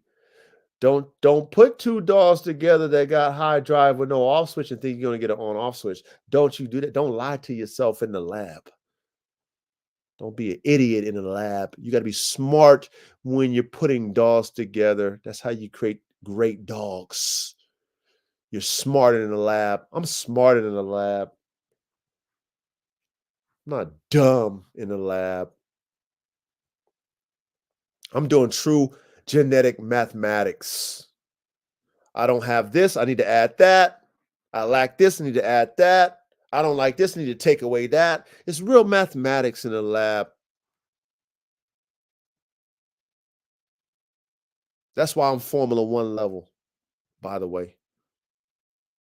And oh, hey, I'm so looking forward to the next couple of years. I done produced some. I done produced some. My man, my up and comers. My AK-47 offspring. Niggas, excuse my language. World. My AR-15 Bandog Productions.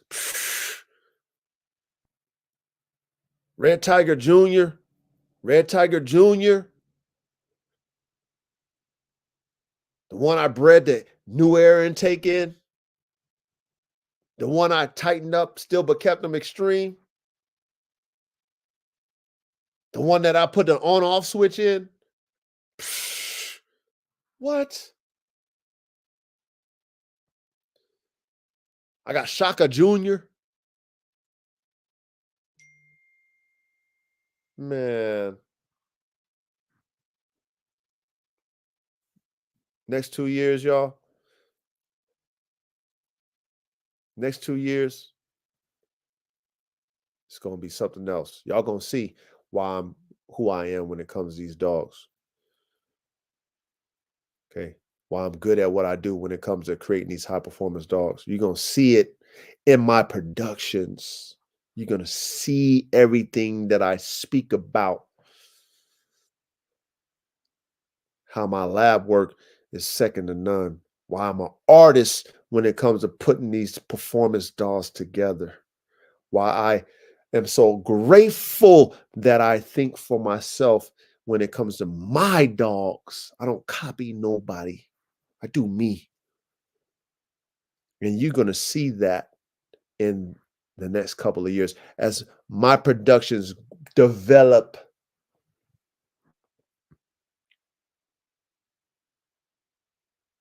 And you know what I was thinking this year, y'all?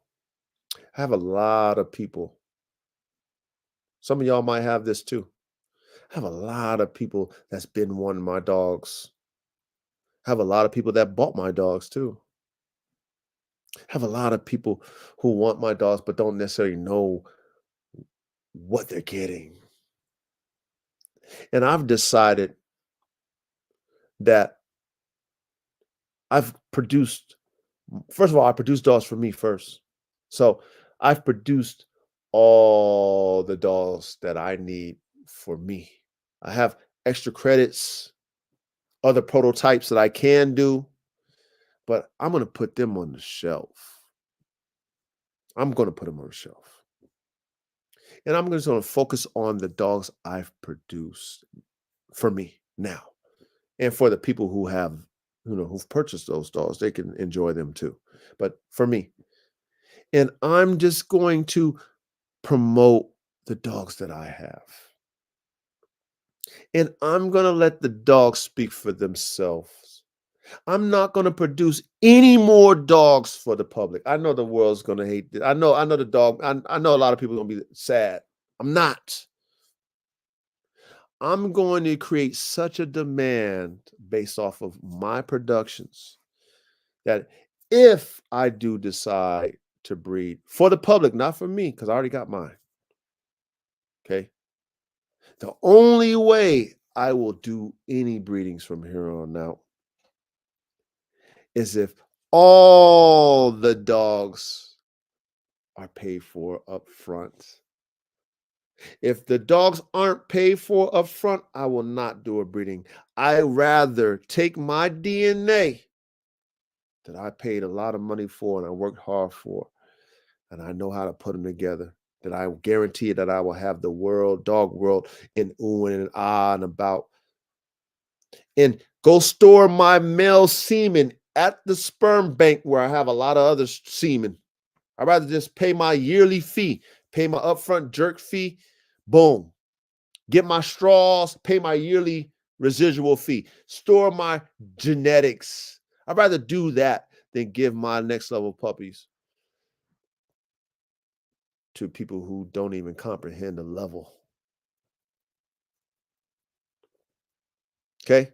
That's where I'm at when it comes to what I'm doing with my dogs. Because it's hard, I'm going to close soon. It's hard to get people to understand what high performance truly means. I can't demonstrate everything that my dog does on the internet.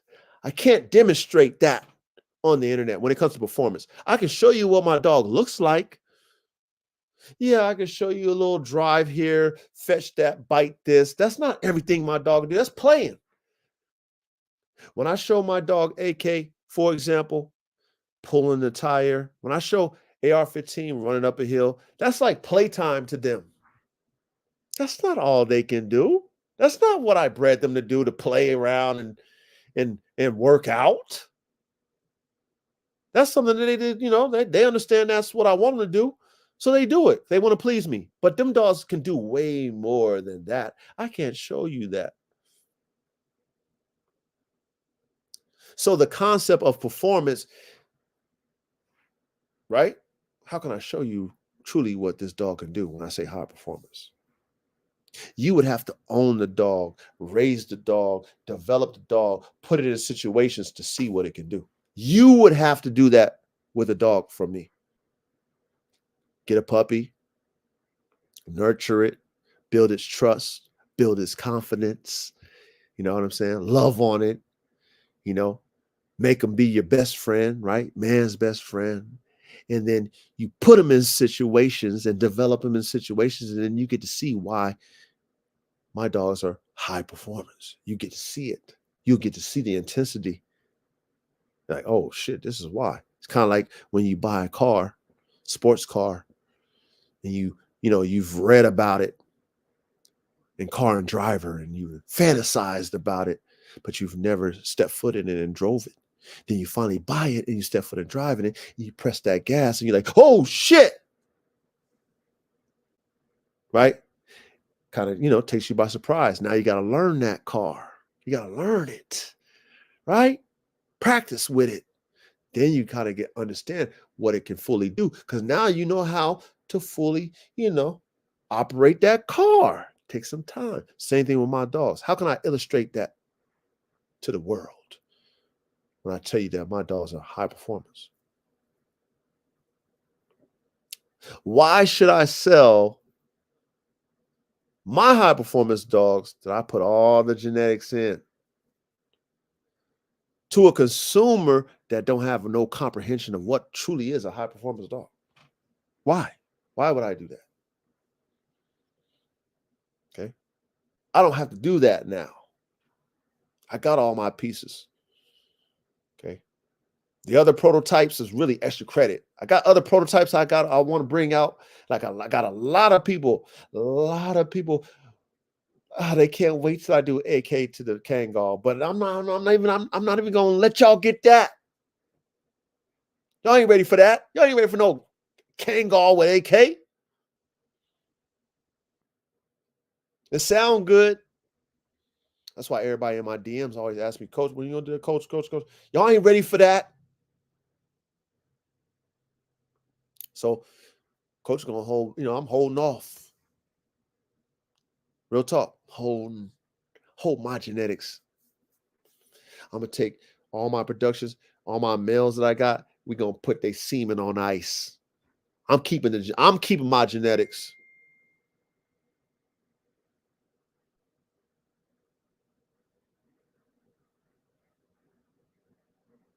That's what I'm doing.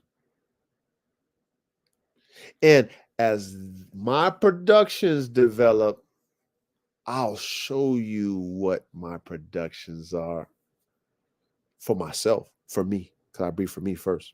So I'll show you.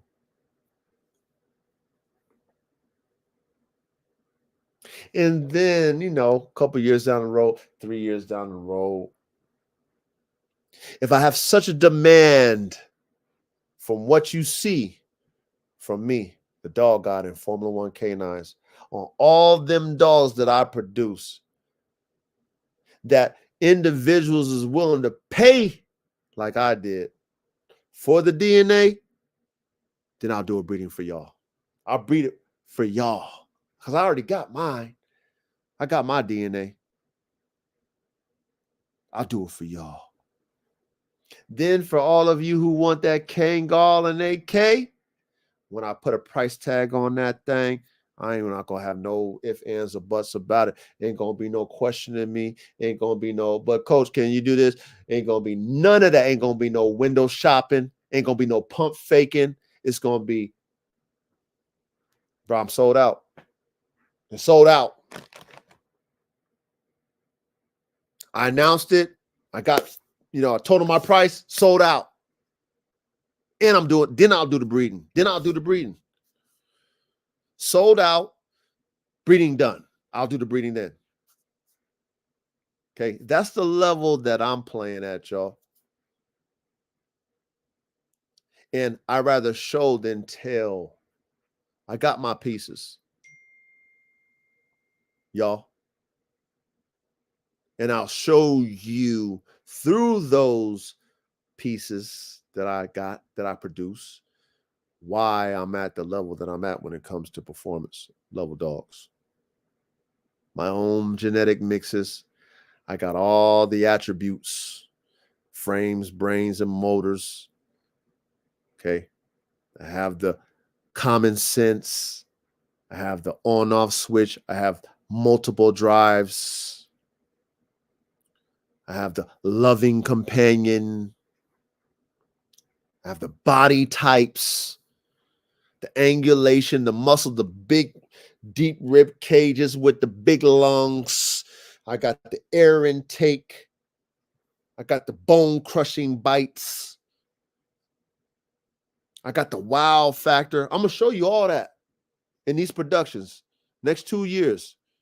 Y'all keep watching. And then, like I said, in closing, and then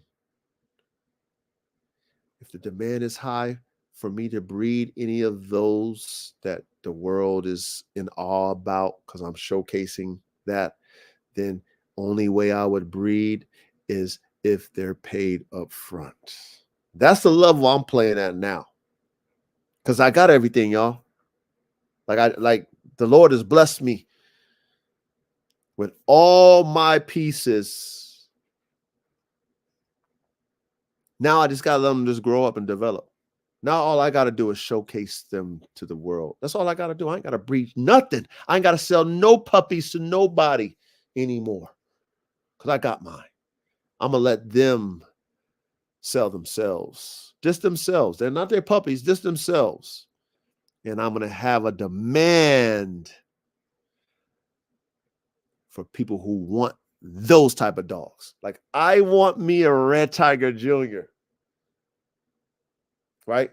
I want me a Black Hawk, right? I want me one of those AR-15 band dogs. I want me a Shaka Jr. Like, I got some stuff coming for y'all, man. I really do. But at the same time, I'm still gonna do this though. I'm still gonna do every Thursday, man. When we're gonna come in, we're gonna talk about some things. We're gonna talk about some things because that's me giving back. You know, that's me giving back. It's us having these discussions because I do want to see whoever else is taking this serious, like I take this serious, this dog shit, this Bandog performance dog life. You know, for those of us who take this serious, this is for y'all. This is me giving back because I can keep all this to myself. I ain't got to say anything.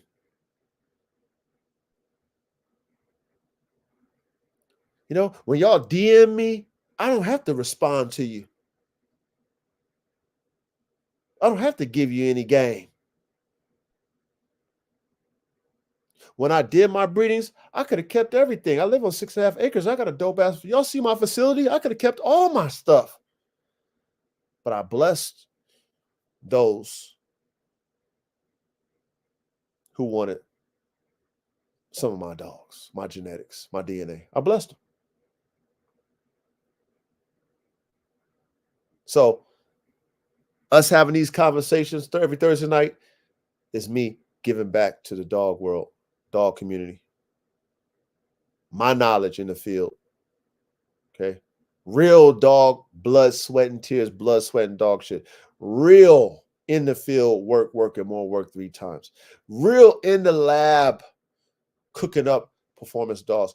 My own, not copying nobody else's recipes, y'all. My own.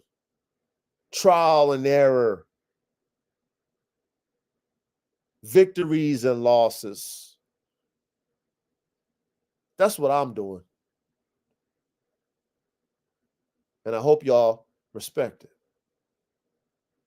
And learn from it. Pay attention. Pay attention. Because, see, that's how you avoid making the same mistakes. That's how you get ahead a lot faster when you go to class and you study and you apply. You listen, you pay attention, you comprehend, you apply.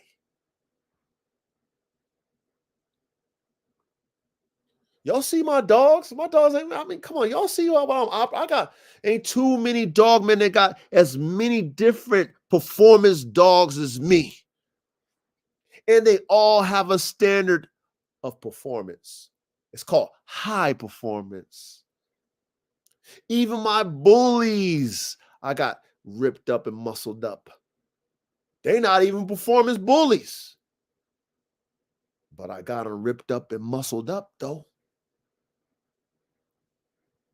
Okay, there's a standard that I uphold. It's a high one. That's the example that I'm trying to project to y'all if y'all trying to do dogs and their performance. It has to be a high level.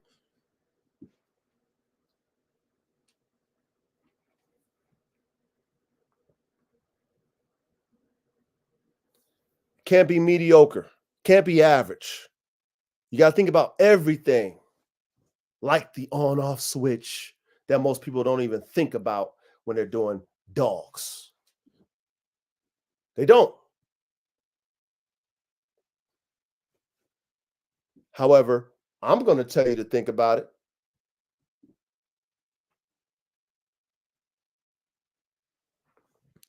You know why I'm going to tell you all that? Because me being the man that do everything over here, I've experienced the negative, okay, results of a dog that's high drive and no off switch.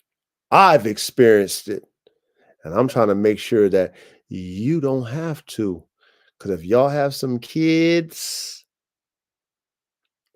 or you have neighbors with pets and your dog with no on off switch decides to turn on and says, F you, daddy, I'm going to still do what I want to do, then guess what? Take an L on that one. Take an L on that because you was naive about your high drive dog. Take an L. Why would you want to take an L? Why?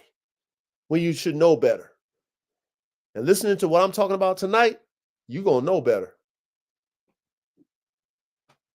Okay, because I was told, but had no comprehension. I broke it down for you guys so that you can comprehend what an on-off switch is. See, I was told without comprehension because I never experienced it.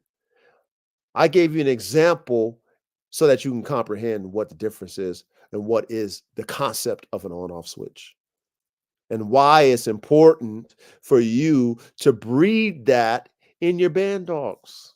Because we're breeding dogs that can kill a man or prey. That's what we're breeding.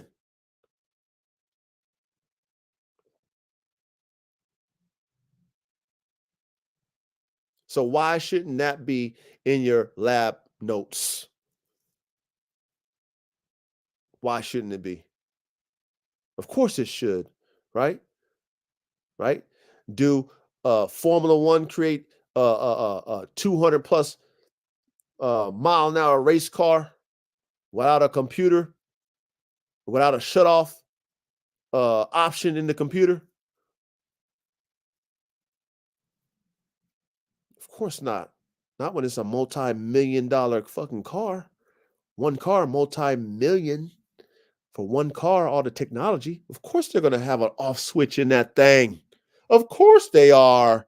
Why would that not be our concept with our band dogs? Right? Whoa, we like them biting. Oh, we like to drive. Oh, we like this. Oh, we like that. But chill button. Do we got one? We got a chill button? Oh, he can bite. Oh, he can do damage. Oh. But can he chill? Can he chill? Does he listen when you say stop? Does he even want to stop? Even though he listens. Does he want to stop? You know, can he be this big ferocious dog or whatever you got him looking like and just be chill and loving? Even though people see him like, oh my God. You can say, oh, he's not gonna bite, or she's not gonna bite. Do you have that, confidence in what you created that you can tell somebody, oh, she ain't gonna bite, or he ain't gonna bite? Or you can bring him around another dog, or even better, because you socialized it early. And even though that dog is there, your dog sees it as no threat, so it ain't even tripping. Can you do that with a killer? See, that's an on-off switch. Pay attention to it. Develop it. Develop it. Okay? You develop it as a puppy. Start early. And all you do to develop it early, and that's what I should have did with Red Tiger and them. I don't know if it would have worked. However, I should have did it. I should have socialized them more with people, with animals. Maybe that would have helped. Maybe. I don't know. I didn't breed them dogs. Maybe that would have helped. Maybe not. Okay. The breeder warned me. So maybe it was, like I said, maybe how they bred them, that concept was long gone. And that's what I'm going to believe. But at the same time, as owners of these dogs, we're responsible for the development of these dogs' minds. We're responsible for the development of that young puppy's mind. So that first year, y'all heard me say this before in other episodes, that first year that you get that dog as a puppy, you better, especially if it could be a killer, love on it, socialize it. That's it. That's it. Don't instigate it. Don't instigate it. Don't make it go, don't trigger the rah-rah. Don't. I don't care how cool it looks. Don't. You don't have to in them dogs. And I'm going to close out with this. So I have some AR-15 Bandog productions that are my keepers. I have one that I actually got for sale that I'm still selling, but he's still here. But I have him. And my nephew, my nephew came up and came pay me a visit. And I guess he goes sees, he wants to see the puppies and stuff like that. He loves dogs. So he comes down to the fourth tier where I'm at, where I'm cleaning, taking care of the dogs, and he says, "Hey, Pink Panther," which is one of those AR-15 Bandog, one of my keepers, right? I named him Pink Panther. He said, "He's a man biter." I'm like, "Why you say he's a man biter, man? He's only 4 months old. Why you say he's a man biter?" "Well, because when I came over there to check him out, he was growling at me, and he wouldn't let me, as I was coming up to him, he like what was trying to, he was like attacking the fence type stuff." And I was like, "Nah, he's not a man biter. He don't even know the concept of biting." You know what I'm saying? Like, he's never put his mouth on no man, period. You know what I'm saying? Now, we go up after we take care of the fourth tier, whatever, we go up, right? And so now I do 2 a days with my puppies as far as feeding and stuff, right? I feed them twice a day. So we're doing the feed. So my nephew come up with me, right? And then I go and I'm doing my feed time with the puppies, right? So I got a whole pack of them in there. I got about 9 puppies in there. So my nephew's at outside the kennel. Long story short, I go in there, they see my nephew, and then Pink Panther, and then his brother, right? Okay. They see my nephew, and man, they was on it. They was on that. Now, these are just 4-month-old puppies. They was on his ass. They was looking him dead in his eye. He was standing there. They was barking at his ass. They was on his ass. I didn't teach them dogs that. I didn't instigate my puppies, for them to feel like, I don't know you. Who are you? I know my daddy. He's raised me since I came out my mother's womb. But I don't know you. I didn't have to antagonize them puppies. Them 2 boys, I didn't have to do any agitation work, any take a towel, make them growl, take whatever. I didn't have to do no, I didn't, a matter of I didn't do nothing of them. All I'd been doing is taking care of them. I pet them, I feed them. That's it. That's it. 4-month-old puppies. But man, they wasn't playing with my nephew. They wasn't playing with him. Had my nephew coming down telling me that my dog is a man biter. He ain't never bit them once. He ain't never bit him at all. But his posture told my nephew, like, if you come any closer, I'm gonna bite you. I never had to agitate that dog for him to do that. You see what I'm saying? You see my point? All I did was build a rapport with the puppy. The puppy just knows that I take care of him and I feed him. The puppy likes to get taken care of and fed, right? Right? Like their mother, right? They love their mother. The mother feeds them. They feed off their mom. So now I become the mom now. I'm daddy. Daddy feeds us 2 a days. We love daddy. You know what I'm saying? You know what I mean? He handles us. I love his energy because he always feeds me. Whatever their concept in their puppy minds. But you know what? My nephew come, they don't know him. They was on his ass. I saw it. Now, would they have bit him? Probably not. They don't know how to bite people, but they wasn't fucking with him. Excuse my language. They was letting him know. As soon as he was open at that gate, they was on him. On his ass. And I had to tell my nephew, They ain't man bodies. They don't know the concept, man. They just protecting me. They don't know you. All that I, as their owner, would have to do to make that dog understand, okay, time and the place is that I would nurture that. So, for example, if they kept doing that to my nephew, then I would have to nurture in their mind, hey, it's okay. That's nephew. Nephew, come here. Nephew, come here. Put your hand over here.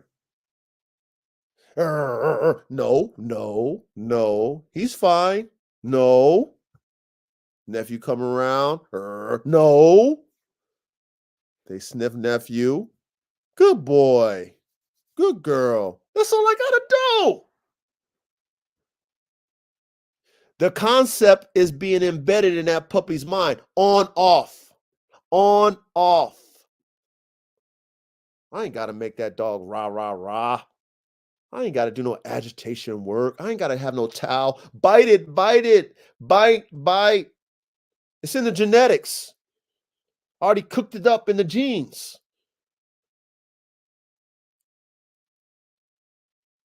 It's already programmed in that dog's computer. I don't know that person. I don't know that animal. I'm going to defend. Remember we was talking about defense drive, offensive drive? Remember we was talking about that, y'all, last episode?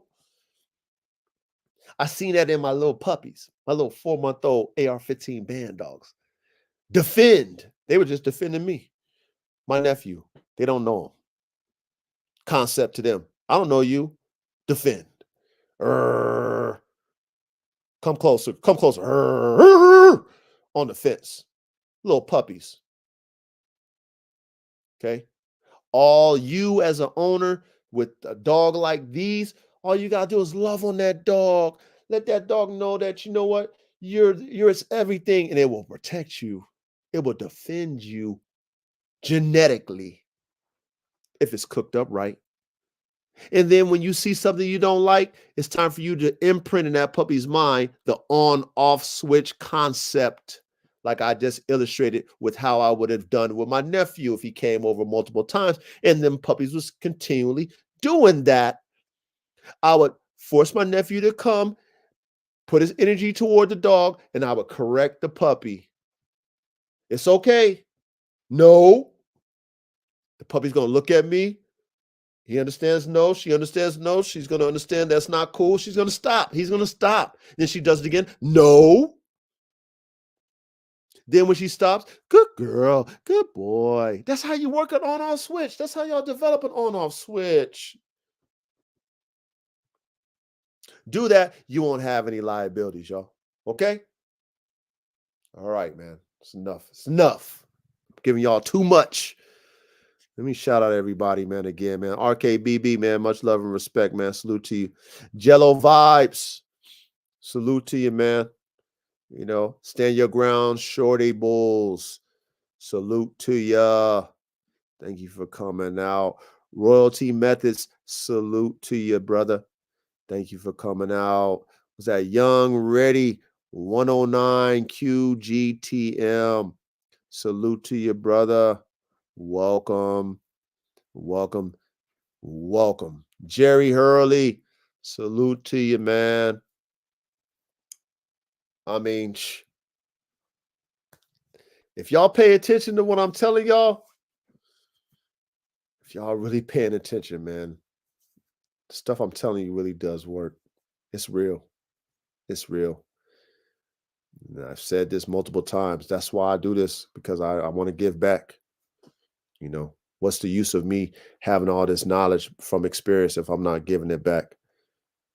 You know, I'd rather you guys, you know, get ahead from learning from somebody like myself than hold it all in and, you know, see people make mistakes. You know, see people go through things that they might not be able to handle like I've been able to handle it. You know what I'm saying? You might not be able to take as many L's that I've taken and be able to still do dogs. You know, still to be mentally sane to manage dogs. You might not be able to. However, If you pay attention in these classes and you apply what I'm telling you, you be like, damn, man, coach was right. Sure glad I listened to the coach. He was right. Yeah, I remember coach was talking about this. Thank God I was paying attention in class. Save myself some headache and some losses. But like I said, and at the end of the day, at the end of all this, I just don't want what we doing with these band dogs to get messed up. I know it's coming. I just know it. I know it's coming, man. I just don't want it to happen. That's why I'm speaking on it early. I see it with I've seen it, seen past tense with the pit bull. Pit bull get into the wrong people's hands. They don't know how to manage a warrior like that. Or they breed it to be a one-trick pony, right? They breed it only to fight. That's it, right? They don't think about the on-off switch. They don't think about common sense. They only want it to be game and sacrificial. So then those dogs become liabilities. I don't want the band dog to become like that because these dogs, unlike a pit bull, can kill a man. A pit bull will maim a man or a child. It can kill a child, but we hear about them maiming children and maiming children, really big men and stuff like that. You could take a little 35-pound pit bull and fling it around, and what I'm saying, do some damage to it. But you take 100+ pound band dog with a heavy bite force on a grown man, and one bite on a grown man's arm or leg or face or wherever, it's going to do massive damage. You're not flinging that dog around. You're going to be a victim of that dog. You might end up being RIP. And that's not what we want to have as far as a reputation on band dogs. We don't want that to be the reputation because that could be our future in these band dogs. As more and more people get hip to them, more and more people understand that you can make money off of them, more and more people experiment genetically without understanding what they're cooking. That's what our future, entails if we don't pay attention to conversations like these. You feel me? So I appreciate y'all, tuning in. Real talk. I appreciate you guys tuning in, and I'm gonna try my best to be consistent. So far, so good. I've been consistent with you guys. We 17 episodes in. I'm gonna try my best to be consistent with this band dog talk. I can only give you what I experience. Like I said, I don't do agitation work with my band dogs. I don't do bite sleeve work with my band dogs. I don't. So there's nothing in that area that I will be able to give you. I'm sure there's people that do that and that you can probably get some tips from. However, I do make them, and I'm very good at making high performance dogs, period. But being that we're talking about band dogs, I'm very good at creating them, engineering them. I have a concept genetically on how to put dogs together. It's a gift of mine. It's art. And so that's where I come from when it comes to band dogs. That's what you're getting from me. It's like, how do you make one that is high performance? How do you get the wow factor? Okay. I think that's the next cook up. I kind of talked a little bit about it. We might have to go back in depth about that wow factor because that's how you make money. Okay. That's how you make money in these band dogs, you also got to create something that wows somebody when they see it. A lot of these band dogs, they're heavy mastiffy, so they kind of look like cane corsos. A lot of them, just bigger versions of cane corsos, because they're heavy mastiff, and that's cool. But there's no wow in that.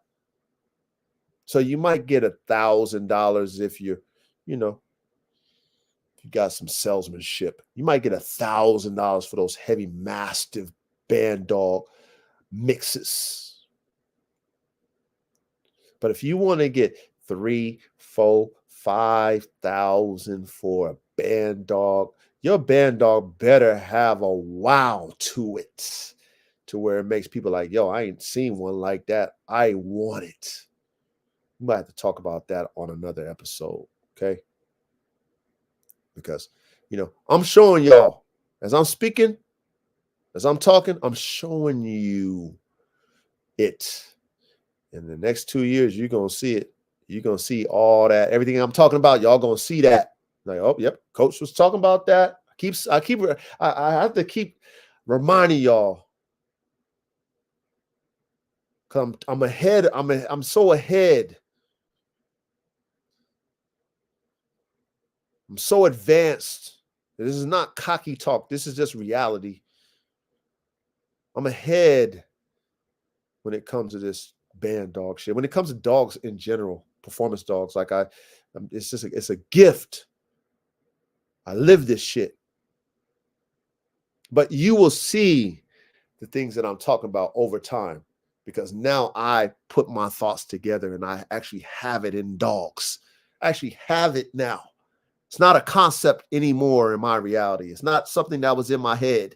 It is now physically here in the third dimension, y'all. In an actual dog. What was in my mind? I actually got it. So you guys will see it, and I'm so thankful to be able to show it to you guys, you know what I'm saying? And explain everything to you guys too. So that when you guys want to do it, or if you're doing it now, you can add some of the things that you heard in your genetic recipes and you create what you want to create. Like, oh man, that works, or oh, that didn't work for me. This works though. That's what you will be able to do. So without,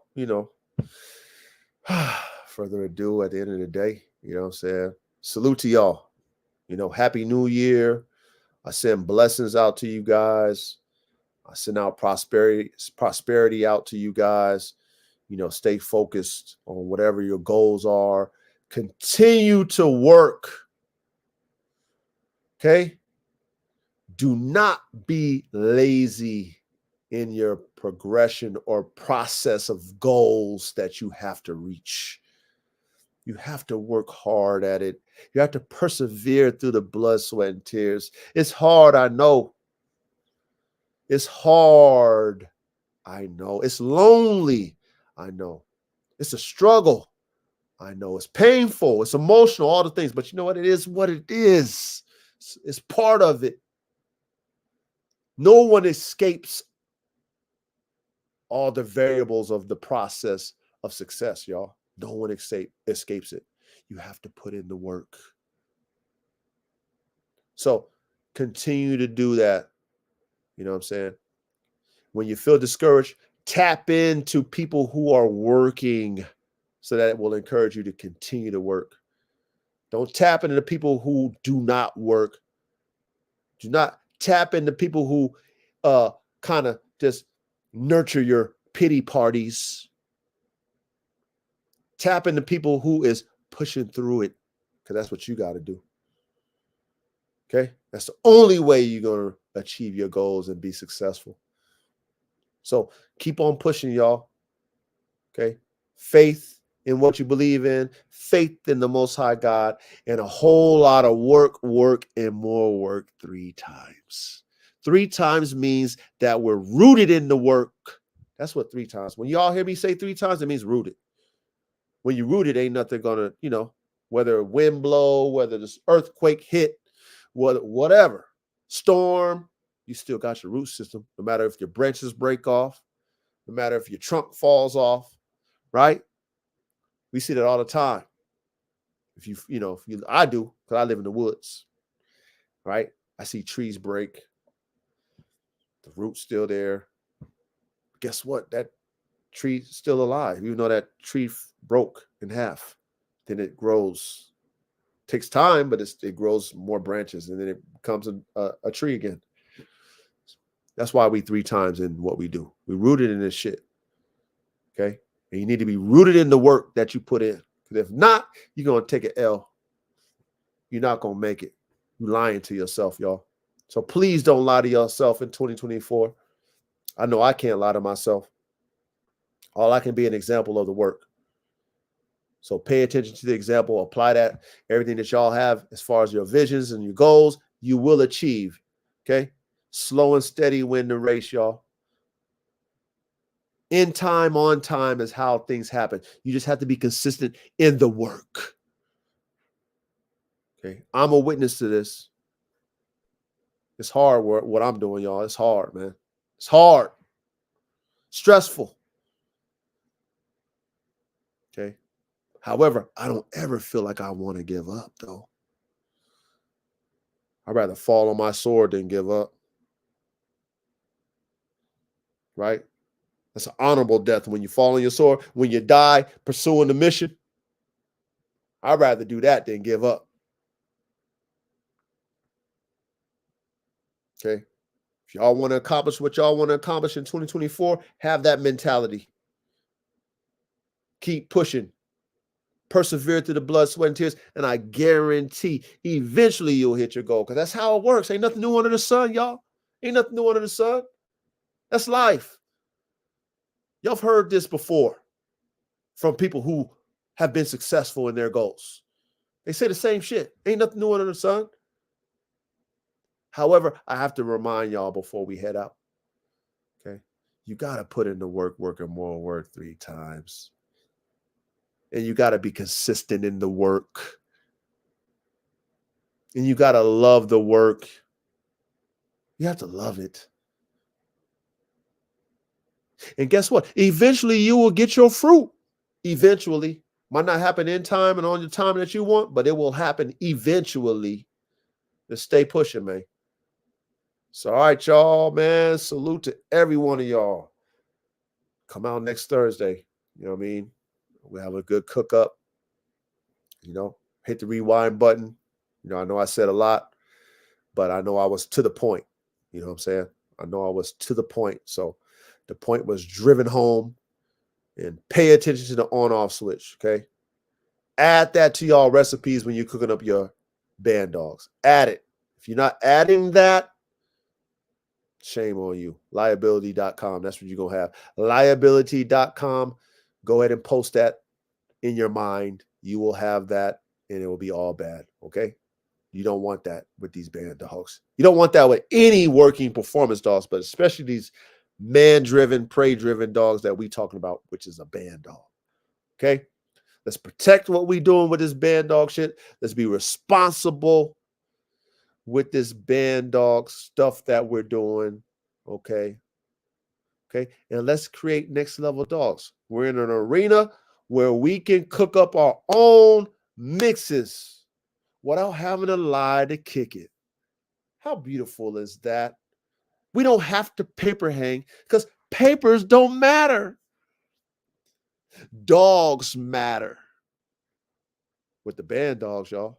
Not no papers and pedigrees. So we ain't got to lie and paper hang for clout.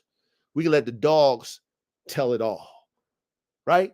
So embrace what we got going on over here, man. We in a good space over here. It's brand new. It's not new, but it's new. Embrace it. Let's make it good. Let's make it great. Okay? Let's make money because you got your creations that nobody else has, that people want, and they're willing to pay for because it comes from you. And you put the time in and the effort to put together the ultimate family protection and property protection dog. You put that dog together, your own genetic recipe. You did that. So you deserve what you financially deserve for your dogs. If you do it right, though. If you ain't doing it right, though, you're going to make mistakes, man. You're not gonna get what you deserve, or you're not. Well, you probably will get what you deserve. You ain't gonna get no money for your dogs because they just not. It's not it. It's not him. However, you listen to the dog God. You watch the dog God. You can learn something. Apply it. Apply it. Add it. Add what I'm telling y'all to your recipes and watch you progress. Because I know where I'm going. I'm going up because I'm determined. I'm working hard every day, 365 days a year, 7 days a week. I'm working hard by myself. So I know where I'm going. It's just a matter of time, y'all. It's a matter of time. So when I get there, y'all should be getting there with me. You feel me? Especially y'all who paying attention. Y'all get there with me. We'll be high-fiving together. We'll be high-five. Man, coach, high five. Good job, man. Good job, coach. Good job, brother. You did it. You did it. No, we did it. You know what I'm saying? We did it. Had a standard, high standard. We had the high standard. We followed it. We followed the high standard. We didn't take the low. We didn't take the shortcut. We didn't take the clout version. We took the work road. We took that route that said work, and more work 3 times. We took that road. We didn't take the clout and dick stroking and pump faking and paper hanging and all that stuff that all this other dog stuff is about. We worked hard for what we put in, and that's why we got the results. That's why we will be at the level. So, all right, y'all. Hey, happy New Year. Blessings again. Thank you for coming out. Badeep, that's all, folks. Tune in next Thursday for the next Bandog Talk with the Dog God, episode 18. I'm out.